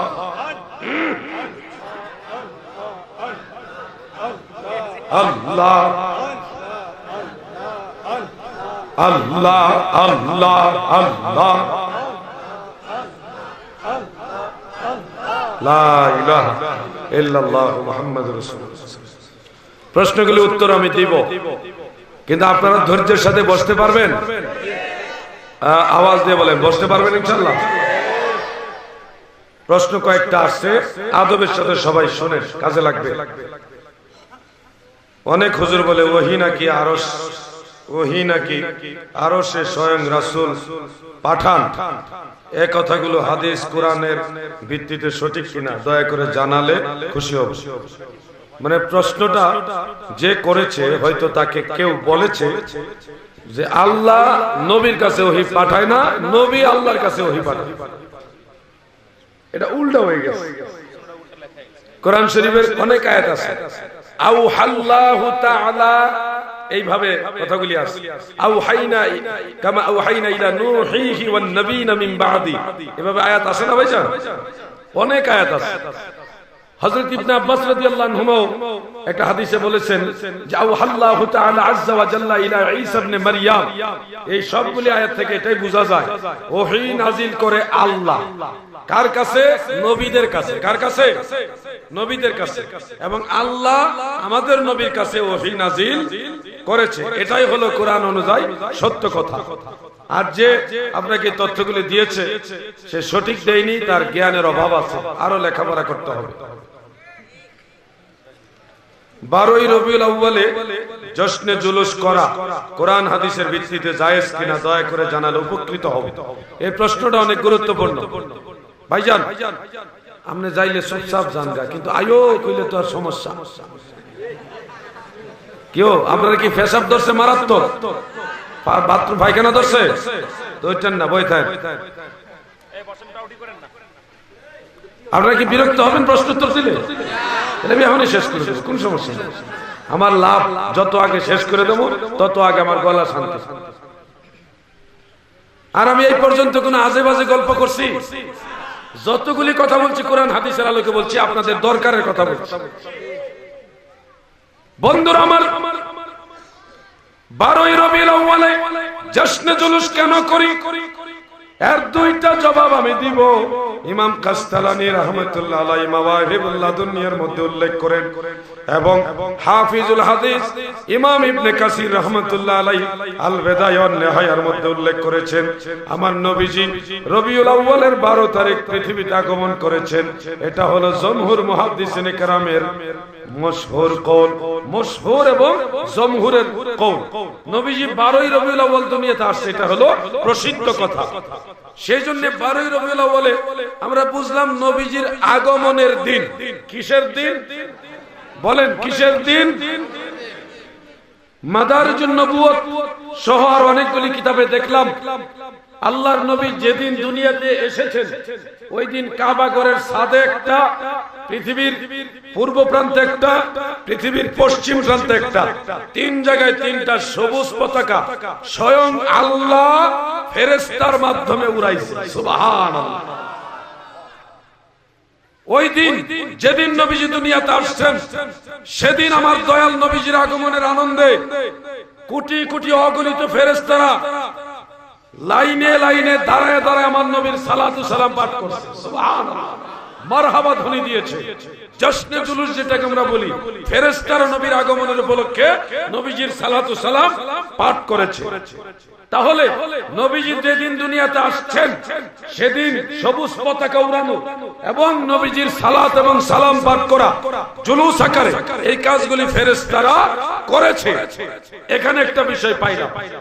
এরপরে সহিহ মুসলিমের জিলদে সানি 419 পৃষ্ঠা, ছাপার ব্যবধান হলে পৃষ্ঠা নাম্বার ব্যবধান হবে, কিন্তু হাদিসটার যেই অনুচ্ছেদে রয়েছে এটার নাম বাবু ফি হাদিসিল হিজরাত। ওই অনুচ্ছেদের মধ্যে উল্লেখ, আমার নবী যখন মক্কা থেকে হিজরত করে মদিনাতুল মুনাওয়ারা ইয়াসরিব শহরে ঢুকেন, সেদিন ফাসাইদা রিজালু ওয়ান নিসাউ ফাওকাল বুয়ুত, পুরুষ এবং নারীরা ঘরের ছাদের উপর আরোহণ করেছেন। ওয়া তাফাররাকাল গিলমান ওয়াল খুদ্দামু ফিত তুরুক, শিশু কিশোর বালক বালিকারা এবং খাদেম যারা, তারা মদিনার রাস্তায় রাস্তায় বের হয়ে গেছে জুলুস আকারে। ইউনাদুনা ইয়া মুহাম্মাদু ইয়া রাসূলুল্লাহ, ইয়া মুহাম্মাদু ইয়া রাসূলুল্লাহ। সমস্ত মদিনার নারী পুরুষ বালক বালিকা সবাই যেদিন নবী মদিনায় আগমন করেন, নবীর আগমনের আনন্দে রিসেপশন দেখাইতে যায় খেজুর গাছের ডালের জায়গার অংশটা এটা এইভাবে হাতে নিয়ে নাড়াইছে, স্বাগতম জানাইছে। তলা আল বাদরু আলাইনা এই গজল গাইছে, ইয়া মুহাম্মাদু ইয়া রাসূলুল্লাহ স্লোগান দিয়েছে। এ থেকে বোঝা যায় আগমনের রিসেপশন, জশ্নে জুলুস, সবুজ পতাকা এবং নারায়ে রিসালাত এবং নবীর শানে গজল দিয়ে করতে হয়। এটা মদিনার সাহাবীদের আদর্শ। সুবহানাল্লাহ। আমরা যারা সুন্নি জশ্নে জুলুসের এগুলিই করি, এটা আনন্দ রেলি করি। কেন? নবীর আগমনের আনন্দ, যেটা ফেরেশতারাও করছে, মদিনার সাহাবারাও। আগমনের আনন্দ কিভাবে প্রকাশ করতে হয় সেটা মদিনার সাহাবারা দেখাইছে, জুলুস করেছে, ইয়া রাসূলুল্লাহ স্লোগান দিয়েছে। খেজুর গাছের ডাল, ওই সময় তো সবুজ পতাকা ব্যাপক ছিল না, খেজুর গাছের ডাল দিয়ে নাড়াইছে, এই জন্য আমরা সবুজ পতাকা নাড়াই। তারা নবীজির আগমনে ওই যে তালা আল বাদরু আলাইনা গজল গাইছে, আমরাও নবীর শানে ওই দিন গজল গাই। এই কাজগুলি তো করি, আমাদের কাজের সাদৃশ্যতা মদিনার সাহাবীদের সাথে মিল আছে, ঠিক না বেঠে? আমরা চলি সাহাবীদের পথে, আর এগুলি অপছন্দ করে ওয়াহাবীর দলে, ঠিক না বেঠে?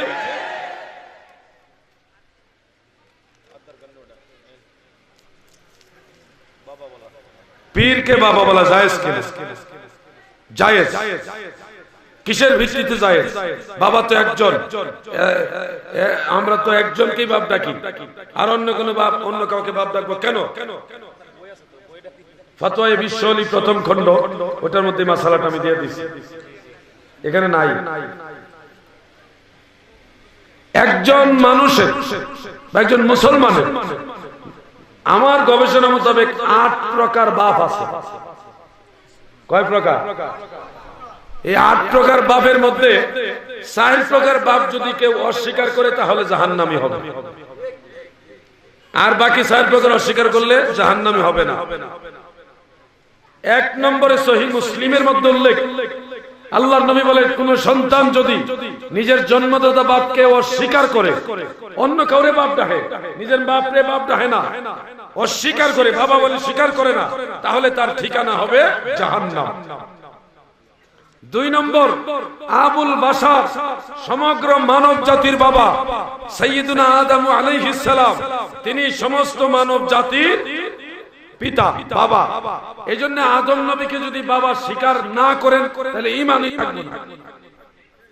মিল্লাতা আবিকুম ইব্রাহিম, সমস্ত মুসলমানদের জাতির পিতা কে?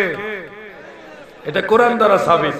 এজন্য কেউ যদি ইব্রাহিম নবীকে বাবা বলে স্বীকার করে তা তো ঈমানদার, আর যদি অস্বীকার করে তাহলে তাকযীবে কোরআনের কারণে কাফের। 4 নম্বর হলো, আদম নবীর কোনো বাপ নাই, ঈসা নবীর কোনো বাপ নাই, কিন্তু আমার নবীজি বলেন, আনা আবুল আরওয়াহ, সমস্ত রূহ সমূহের বাবা হইলাম আমি মুহাম্মাদুর রাসূলুল্লাহ। এজন্য আদম থেকে শুরু করে পৃথিবীতে যত মানুষ আসবে সমস্ত মানবতার রূহানি বাবা হলো মুহাম্মাদুর রাসূলুল্লাহ। এই 4 প্রকার বাপ মানতে হবে, না মানলে জাহান্নামী হবে। আর আরো 4 প্রকার বাপ আছে, দুই একটা বলবো, ঘুমাই রয়েছেন নাকি আপনারা? একটা শুধু বলি, আবু লিতাযীমে ওয়া তাকরীমে ওয়া তাওকীর আও তা'দীব, অর্থাৎ সম্মান, তাজিম, মহব্বত অথবা আদব, এগুলির কারণে কাউকে বাবা বলা। যেমন আপনারা শ্বশুরকে বাবা ডাকেন না, তালুই ডাকেন নাকি? কি ডাকেন? না ডাকলে ফতোয়াগিরি বাইর করে লইব, ম্যাডামের কাছে যাওয়া না, মুক্তি চলতো না। শ্বশুরকে বাবা ডাকা হয় ওই সম্মানার্থে বাবার মতো সম্মানিত, এই কারণে বলা হয় বাবা, আব্বা। নিজের ছেলেকে আদর করে আব্বা ডাকছেননি, কথা কন না, কোন কারণে ডাকছেন? মা বিয়ে দিছেন, আদর করে ডাকছেন।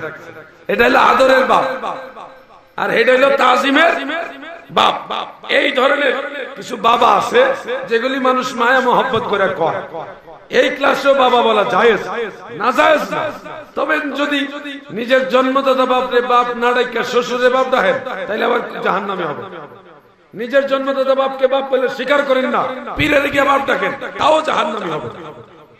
জন্মদাতা বাপকে বাপ স্বীকার কইরা পীরকে বাপ ডাকতে পারবেন, সম্মানিত ব্যক্তিদেরকে বাজান বাবা এগুলো সম্মান করে ডাকতে পারবেন, কোনো অসুবিধা নাই।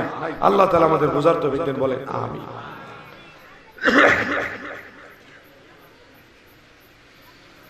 আব্দুল হক মুহাদ্দিস দেহলভী রাহমাতুল্লাহ আলাইহি মিলাদ কিয়াম করতেন, কিন্তু কওমিরা অস্বীকার করে। তাদের এই বিরোধিতায় কারণ কি লোকদেরকে বুঝিয়ে বলুন। মেহেরবানি এই কথা বলুন যে যদি কোনো ওয়াহাবিরা যদি চায় তাহলে তারা যেন এখনই আসে, পরে যেন আপনার দুর্নাম না করে। এটা তো আগেই কইছি না, ঘুমাই রয়েছেন না আমরা, কইছি না। শায়েখ আব্দুল হক মুহাদ্দিস দেহলভী রাহমাতুল্লাহ আলাইহি সহ শাহ ওলিউল্লাহ মুহাদ্দিস দেহলভী, শাহ আব্দুর রহিম মুহাদ্দিস দেহলভী রাহমাতুল্লাহ আলাইহি, আমাদের আকাবির যারা সবাই মিলাদ কিয়াম করেছেন, আমরা তিনাদের পথেই আছি, এই জন্য আমরা মিলাদ কিয়াম করি। এখন কেউ যদি ওনাদের পথ বাদ দিয়ে নতুন কোন পথে যে থাকে তাহলে হয়তো করবে না, এটা তাদের ব্যাপার। তারা আগের পথ বাদ দিয়ে নতুন পথ লইছে, আমরা নতুন পথ দরকার নাই, আমরা আগেরটাই লইয়া রাখছি। আপনারা কি মনে করেন শাহজালাল যেই পথে ছিল ওই পথটা কি ভালো না খারাপ? হযরত মুজাদ্দিদ আল ফিসানি যেই পথে ছিল সেই পথ ভালো না খারাপ? তাহলে আমরা আগেরটাই ধরে রাখছি, হারা নতুন কোন দল পাইছে মনে হয়, এটা তারার ব্যাপার। তারা যদি মনে করে আগেরটা ধরতো না, নতুন ইসলাম বানাইবো তারা, এটা তারার ব্যাপার। আমি এটা ব্যাপারে বলতে যাব না, ওটা আমার বলার দরকার নাই। তারা আগের পথে চলে না, এটা তাদের ব্যাপার, আমরা আগের পথে আছি, বাস। কারো সমালোচনা করে আমার দরকার নেই। কোরআনে কোন জায়গায় 5 ওয়াক্ত নামাজের কথা উল্লেখ আছে কিনা? না থাকলে ফরজ হয় কিভাবে? 5 ওয়াক্ত নামাজের কথা কোরআনের বিচ্ছিন্নভাবে বিভিন্ন জায়গায় আছে, একটা নামাজের কথা বাইরে নাই, সবগুলি কথাই কোরআনে আছে। ফজরের নামাজের কথাও আছে, যোহরের নামাজের কথা কোরআনে আছে, আসর মাগরিব এশা সবগুলি নামাজের কথাই কোরআনের মধ্যে আছে। এই নামগুলি নামাজের ওয়াক্তের বা নামাজের যে নামকরণ এগুলি কোরআন থেকে করা হয়েছে। আমি একটা আয়াত শুধু বলি যে আয়াতে 5 ওয়াক্ত নামাজের কথা একসাথে ইনডিরেক্ট আছে। আকিমিস সালাতা লিদুলুকিশ শামসি ইলা গাসাকিল লাইলি ওয়া কুরআনাল ফাজরি ইন্না কুরআনাল ফাজরি কানা মাশহুদা। এই আয়াতের মধ্যে একেবারে একসাথে 5 ওয়াক্ত নামাজের নাম, 5 ওয়াক্ত নামাজের কথা। আকিমিস সালাত, তোমরা নামাজ প্রতিষ্ঠা করো, দুলুকিশ শামসি ইলা গাসাকিল লাইল, সূর্য পশ্চিম দিকে হেলার পর থেকে গাসাকিল লাইল, রাত আসার মানে এটার ব্যাপারে মুফাসসির কেরাম যেটা জমহুর তারা বলছে রাত পর্যন্ত। সেজন্য সূর্য পশ্চিম দিকে হেলার পর থেকে যোহর, আসর, মাগরিব, এশা এই 4 ওয়াক্ত নামাজ এই কথার ভিতরেই আছে। এরপরে ওয়া কুরআনাল ফাজরি ইন্না কুরআনাল ফাজরি কানা মাশহুদা, আর ফজরের নামাজের কথা কেন আছে? আমাদের দেশে অনেক পণ্ডিত আছে বলে কি জানেন, কয় নামাজ কায়েমের কথা আছে, নামাজ পড়ার কথা কোরআনে নাই। এরকম আসেনি? আপনাদের এই সুনামগঞ্জে এক জায়গায় আমারে বলছিল যে গাঁজা খাওয়া জায়েজ, নাউজুবিল্লাহ কর, আমিও নাউজুবিল্লাহ কইছিলাম। তখন কইছিল যে ওজন নাউজুবিল্লাহ বলছেন কেন? গাঁজা তো এটা গাছের থেকে আসে, আর গাছটা তো আল্লাহই বানাইছে, হারাম হইলে কি আল্লাহ বানাইতো? আমি কি আরে বুকা কস কি তুই, গাঁজা বানাইছে আল্লাহ, আল্লাহ গাঁজা গাছ বানাইছে, এই জন্য যদি গাঁজা খাওয়া জায়েজ হয় তাহলে তো আল্লাহ কুত্তাও বানাইছে, কুত্তাও খাও, বিড়াল খাও, সবই তো খাই, শুয়োর খাও, হারাম। এই প্রশ্ন করছিল আমার সুনামগঞ্জে সম্ভবত দিরাই না সাল্লাজারে কোন জায়গায় জানি করছি। মহিলারা বাড়িতে গিয়ে মাহফিল দেয়, এইগুলো কি জায়েজ?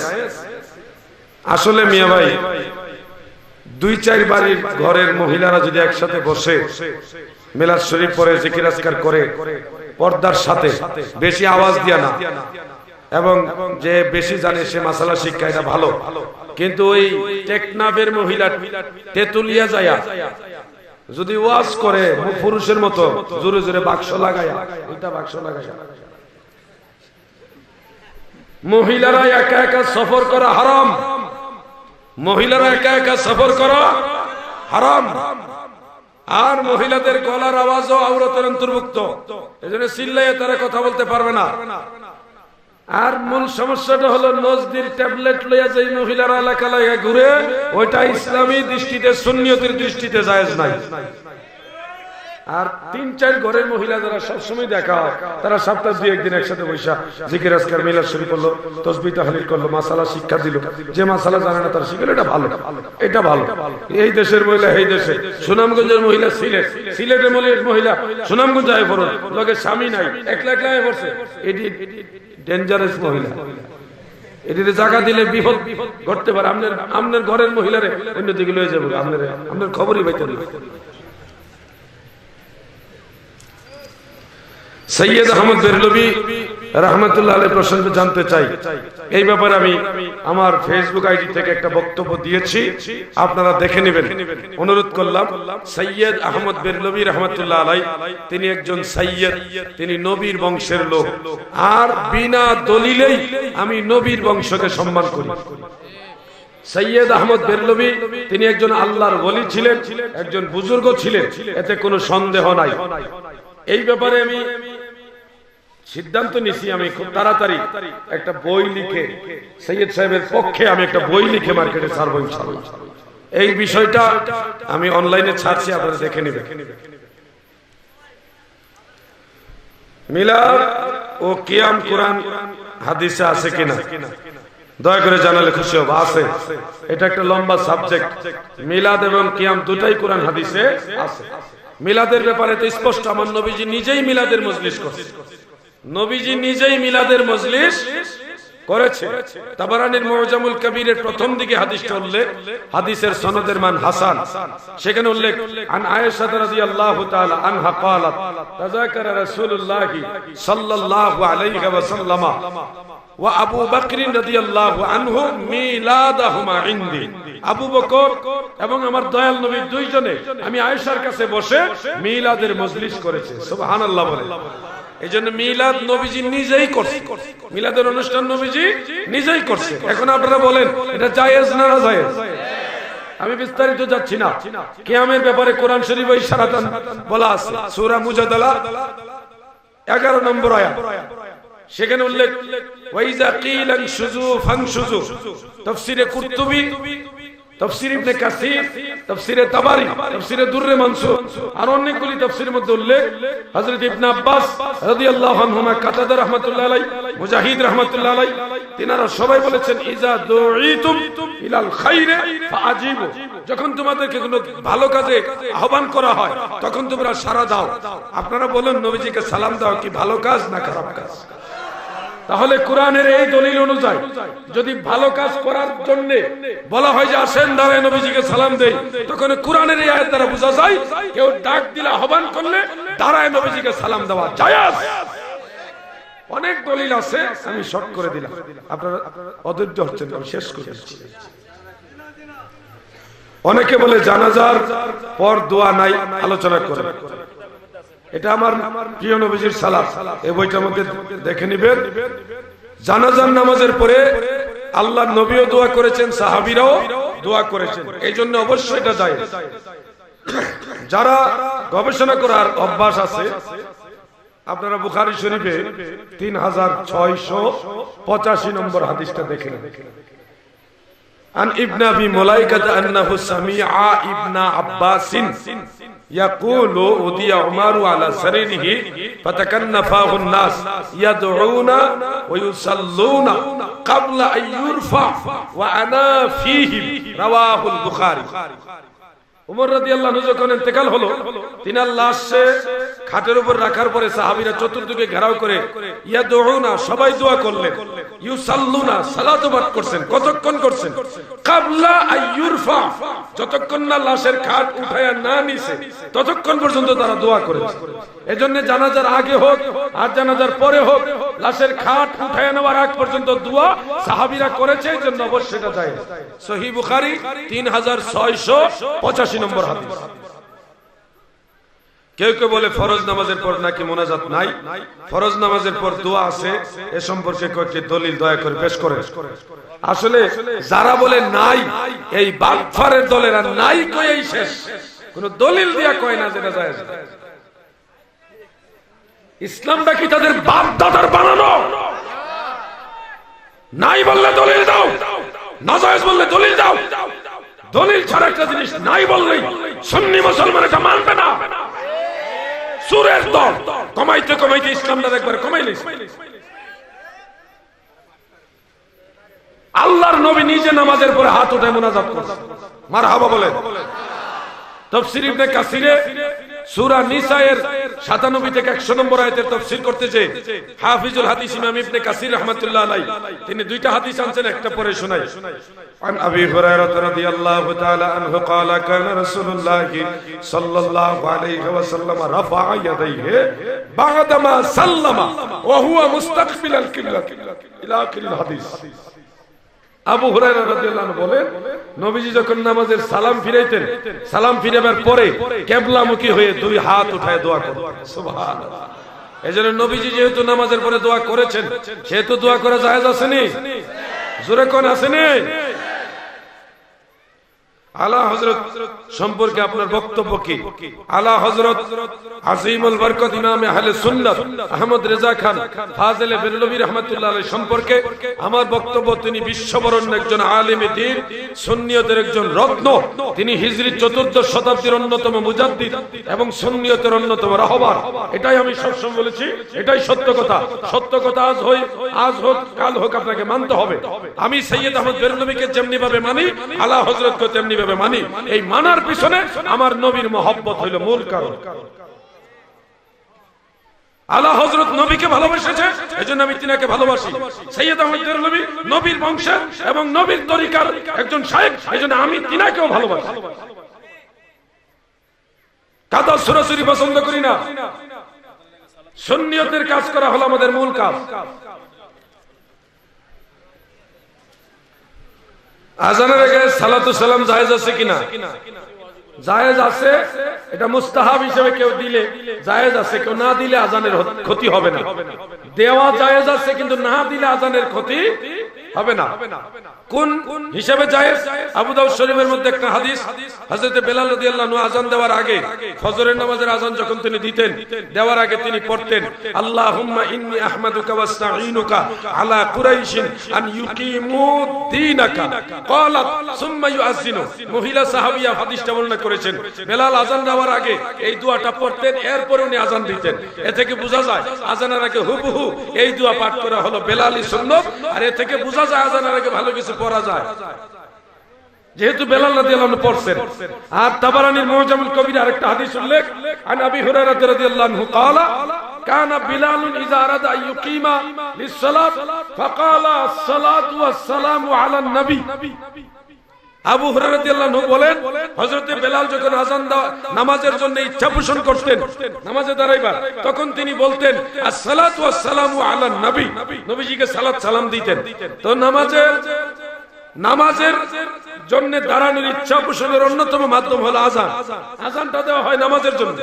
এজন্য আযানের আগে কেউ যদি নবীজিকে সালাত সালাম দেয়, তাহলে এটা কোরআন সুন্নাহ দ্বারা সমর্থিত, এটা মুস্তাহাব। তবে কেউ যদি না দেয়, এটা তার আযানের কোনো ক্ষতি হবে না। আযানের অংশ মনে করা বেদাত, আযানের অংশ মনে করা বেদাত, কিন্তু আযানের অংশ না। এটা জাস্ট নবীজির মহব্বতে সালাতু সালাম দেওয়া হয়, সেই হিসেবে এটা অবশ্যই মুস্তাহাব, জায়েজ এবং নবী প্রেমের নিদর্শন। আজকে আর সামনে যাচ্ছে না। আর যদি বেঁচে থাকি দেখা হবে ইনশাআল্লাহ, যদি মারা যাই হাসরের ময়দানে দেখা হবে ইনশাআল্লাহ। শুধু একটা প্রশ্নের উত্তর দিয়ে দেই, সূরা ইউসুফের 100 নম্বর থেকে 103 নম্বর আয়াত আল্লাহ কি বলেছে? আয়াত লেখা দেন, আপনার নাম্বার লিখে দিলেই আয়াত লেখা দেন, আমি আয়াতের তাফসীর করব যেদিন আপনি দাওয়াত দিবেন সেদিন। আরেক বেড়া দাওয়াত দিছে, এই বেড়ার সাবজেক্ট শেষ করতে পারছি না, তুই এসো নাম্বার দিয়া তাফসীর করতাম। মাহফিলের আয়োজন কর, এই কমিটি আমার যে ডাক্তার আনোয়ার সাহেব, আমার ডাক্তার আনোয়ার ভাই, ওনার মাধ্যমে এখানে আসছি, ওনার সাথে যোগাযোগ করো। তোমার মাহফিলে দাওয়াত দিলে তুমি যেই সূরার যে দিবা এটা তাফসীর করব, সরকারি ভাই লাইছে। আশুরার সিন্নি এশার নামাজের পর করা যায় কিনা? অনেকের মধ্যে সূর্যাস্তের পূর্বে করা উত্তম। এ ব্যাপারে কোরআন সুন্নাহর সমাধান কি? আশুরার দিনে রোজা রাখা সুন্নতে রাসূল, সুন্নতে সাহাবা। সিন্নি খাওয়া সুন্নত না, রোজা রাখা সুন্নত। আশুরার দিনে সিন্নি খাওয়া সুন্নত না, দিনে রোজা রাখা সুন্নত। সাহরি এবং ইফতারের সময় যদি কেউ তাবারুক খান, সিন্নি হোক আর ভালো খাদ্য দেখ, সেটা হলো ভিন্ন বিষয়টা। ওই হাদিয়া দেওয়া হিসেবে, মেহমানদারি করা হিসেবে, সেটা আরেক হাদিস দ্বারা জায়েজ। কিন্তু আশুরার দিনের মূল আমল হলো রোজা রাখা। কি রাখা? সিন্নি খাইতে গেলে তোর কি এর আনন্দ? কারবালার ঘটনা এবং মুসলমানদের বৃহৎ ঘটনাগুলি এই দিনটা, এই দিনটি সিন্নি খাওয়া লাগে ভাগলি সব করলি। একটা হাদিস আছে, মান ওয়াসআ আলা ইয়ালিহি, এইভাবে যে ব্যক্তি প্রশস্ত করবে তার পরিবার পরিজনের ব্যাপারে বা পরিবার পরিজনের উপরে এই আশুরার দিনে, তাহলে আল্লাহ পাক 1 বছর রহমতের দরজা খুলে দিয়ে রাখবে। এখানে খাওয়ানোর কথা কইছে না, মান ওয়াসআ আলা ইয়ালিহি মানে ওয়াসআ দান, যেমন পরিবারের ব্যাপারে বিশেষ কিছু খরচপাতি করার কথা বলছে। সারা বছর যা করেন, আশুরার দিন একটু বেশি করে খরচ করবেন, ছেলে মেয়েকে আলাদা কিছু কিনে দিবেন বা স্ত্রীকে কিছু গয়নাকাটি বা ভালো কিছু কিনে দেন, খুশি হইব। ওয়াসআ খালি খাওয়ানোর দিকে জায়গা, এটা তো ওয়াহাবিদের সমাজ, খালি খানার লাগা ভাগে, তাও আবার সিন্নি খাই। আল্লাহর হুজুরে হাত উঠায় বলেন আল্লাহুম্মা আমিন। রব্বানা যালামনা আনফুসানা ওয়া ইল্লাম তাগফির লানা ওয়া তারহামনা লানাকুনান্না মিনাল খাসিরিন। আল্লাহ রহমতের নজরে তাকায় দেখো, পবিত্র ঈদ মিলাদুন নবী সাল্লাল্লাহু আলাইহি ওয়াসাল্লামের স্মরণে মুর্দেগানের ইসালে সওয়াবের জন্য নূরে মদিনা ইসলামী যুব সংঘের যুবকেরা জান্নাতের বাগান সাজাইছে, কত সুন্দর মাহফিলের আয়োজন করছে গো আল্লাহ। এই মাহফিল কবুল করো, মাহফিলে যারা দান করেছে সকলের সাহায্য সহযোগিতা কবুল করো আল্লাহ। আল্লাহ গো, মাহফিলের সওয়াব বহু গুণে বাড়াইয়া সোনার মদিনায় দয়াল নবীর রওজা মুবারকে পৌঁছায়া দাও। तमाम साहबाए करम शुहादाए करम अहले बैतुल हुजूर शुहादाए करबला चार मजहबेर चार इमाम हुजूर गौसे पाक अब्दुल कादिर जिलानी रहमतुल्लाह अलैह खाजा गरीब नवाज मुईनुद्दीन चिश्ती अजमेरी संजरी रहमतुल्लाह अलैह खाजा बहाउद्दीन नक्शबंद रहमतुल्लाह अलैह हजरत शेख अहमद सरहिंदी मुजद्दिद अल फिसानी रहमतुल्लाह अलैह हक्कानी तरीकार सकल ओलिउल्लाह गाउस कुतुब नुजाबान ও কাবা খিয়ার আবদাল শম্ভুগঞ্জের জমিনে তোমার ওলি ঘুমায় আছে আল্লাহ। ফুরফুরা সরসিনায় তোমার ওলি ঘুমায় আছে, ফুলতলিতে সাহেব কিবলা শুয়ে আছে, হযরত শাহজালাল ইয়ামানি মুজাররদি শাহ পুরান শারফিন সহ সমস্ত আউলি کرام আল্লাহ সোনাকান্দার জমিনে তোমার ওলি শুয়ে আছে আল্লাহ। খাজা এনায়েতপুরি কুদ্দুসা সিররুল আজিজ আমার দয়াল বীর দস্তগীর খাজা বাবা শাহ সুফি আল্লামা ফরিদপুরি কিবলা জান হুজুর সহ সমস্ত ওলিয়া উলিয়াদের মাজারে নজরানা পৌঁছায় দাও আল্লাহ। এই মজলিসে আমরা যারা হাত বাড়াইলাম আমাদের অনেকের মা নাই, অনেকের বাবা নাই গো আল্লাহ। আল্লাহ জন্মের বিদায় লইয়া যার মা যার বাবা কবরে শুয়ে গেছে ওই মা বাবার কবর জান্নাতের বাগান বানায়া দাও। যাদের মা বাবা বেঁচে আছে সুস্থ রেখে নেক হায়াত বাড়ায়া দাও। সকলের দাদা দাদি নানা নানি ভাই বোন আপনজন প্রিয়জন আত্মীয় স্বজন পীর ভাই পীর বোন জাকের ভাই জাকের বোন এই এলাকার কবরস্থানে যত মুমিন মুসলমান মুর্দেগান কবরবাসী হয়ে গেছে মাহফিলের ওসিলায় সবাইকে মাফ করে জান্নাতের মেহমান বানায় দাও আল্লাহ। আমাদের মাঝে যারা অসুস্থ তুমি দয়া করে আসমানের চিকিৎসা দিয়ে সুস্থ করে দাও আল্লাহ। আল্লাহ গো, তুমি তো ডাক্তারের ডাক্তার, মনিবের মকিম, বাদশার বাদশা, তোমার উপরে কোনো ডাক্তার নাই। তুমি দয়া করলে পৃথিবীর কোনো ডাক্তার লাগবে না গো আল্লাহ। তুমি আসমানের চিকিৎসা দিয়ে সবাইকে সুস্থ করে দাও আল্লাহ। আল্লাহ, আমার সভাপতি সাহেব প্যান্ডেল দিছে, মাইক দিছে, আরেকজন চাউল দিছেন, অনেকে 5,000 করে, 1,000, 2,000 বিভিন্ন ভাবে মানুষ এই মাহফিলে দান করছে। আল্লাহ, সকলের দান তুমি কবুল করে নাও। তিনাদের সবার মনে নেক আশা পূর্ণ করে দাও। তিনাদের বংশের মুরব্বীদের কবরের আযাব মাফ করে দাও। তিনাদের সন্তানাদের ভবিষ্যৎ জীবন উজালা করে দাও আল্লাহ। এই মাহফিলে যতগুলি যুবক হাত বাড়াইছে সমস্ত যুবকদেরকে ইমাম হুসাইনের সেনা হিসেবে কবুল করো আল্লাহ। আল্লাহকে মাহফিলের সিলাই গ্রামে এলাকায় খাস রহমত নাজিল করো। যারা সুন্নিয়ত বোঝে না তাদেরকে বোঝার তৌফিক দান করো আল্লাহ রাব্বুল আলামিন। পর্দার আড়ালে অনেক মা বোনেরাও হাত বাড়াইছে, সকল মা বোনের দিলের নেক আশা পূর্ণ করে দাও।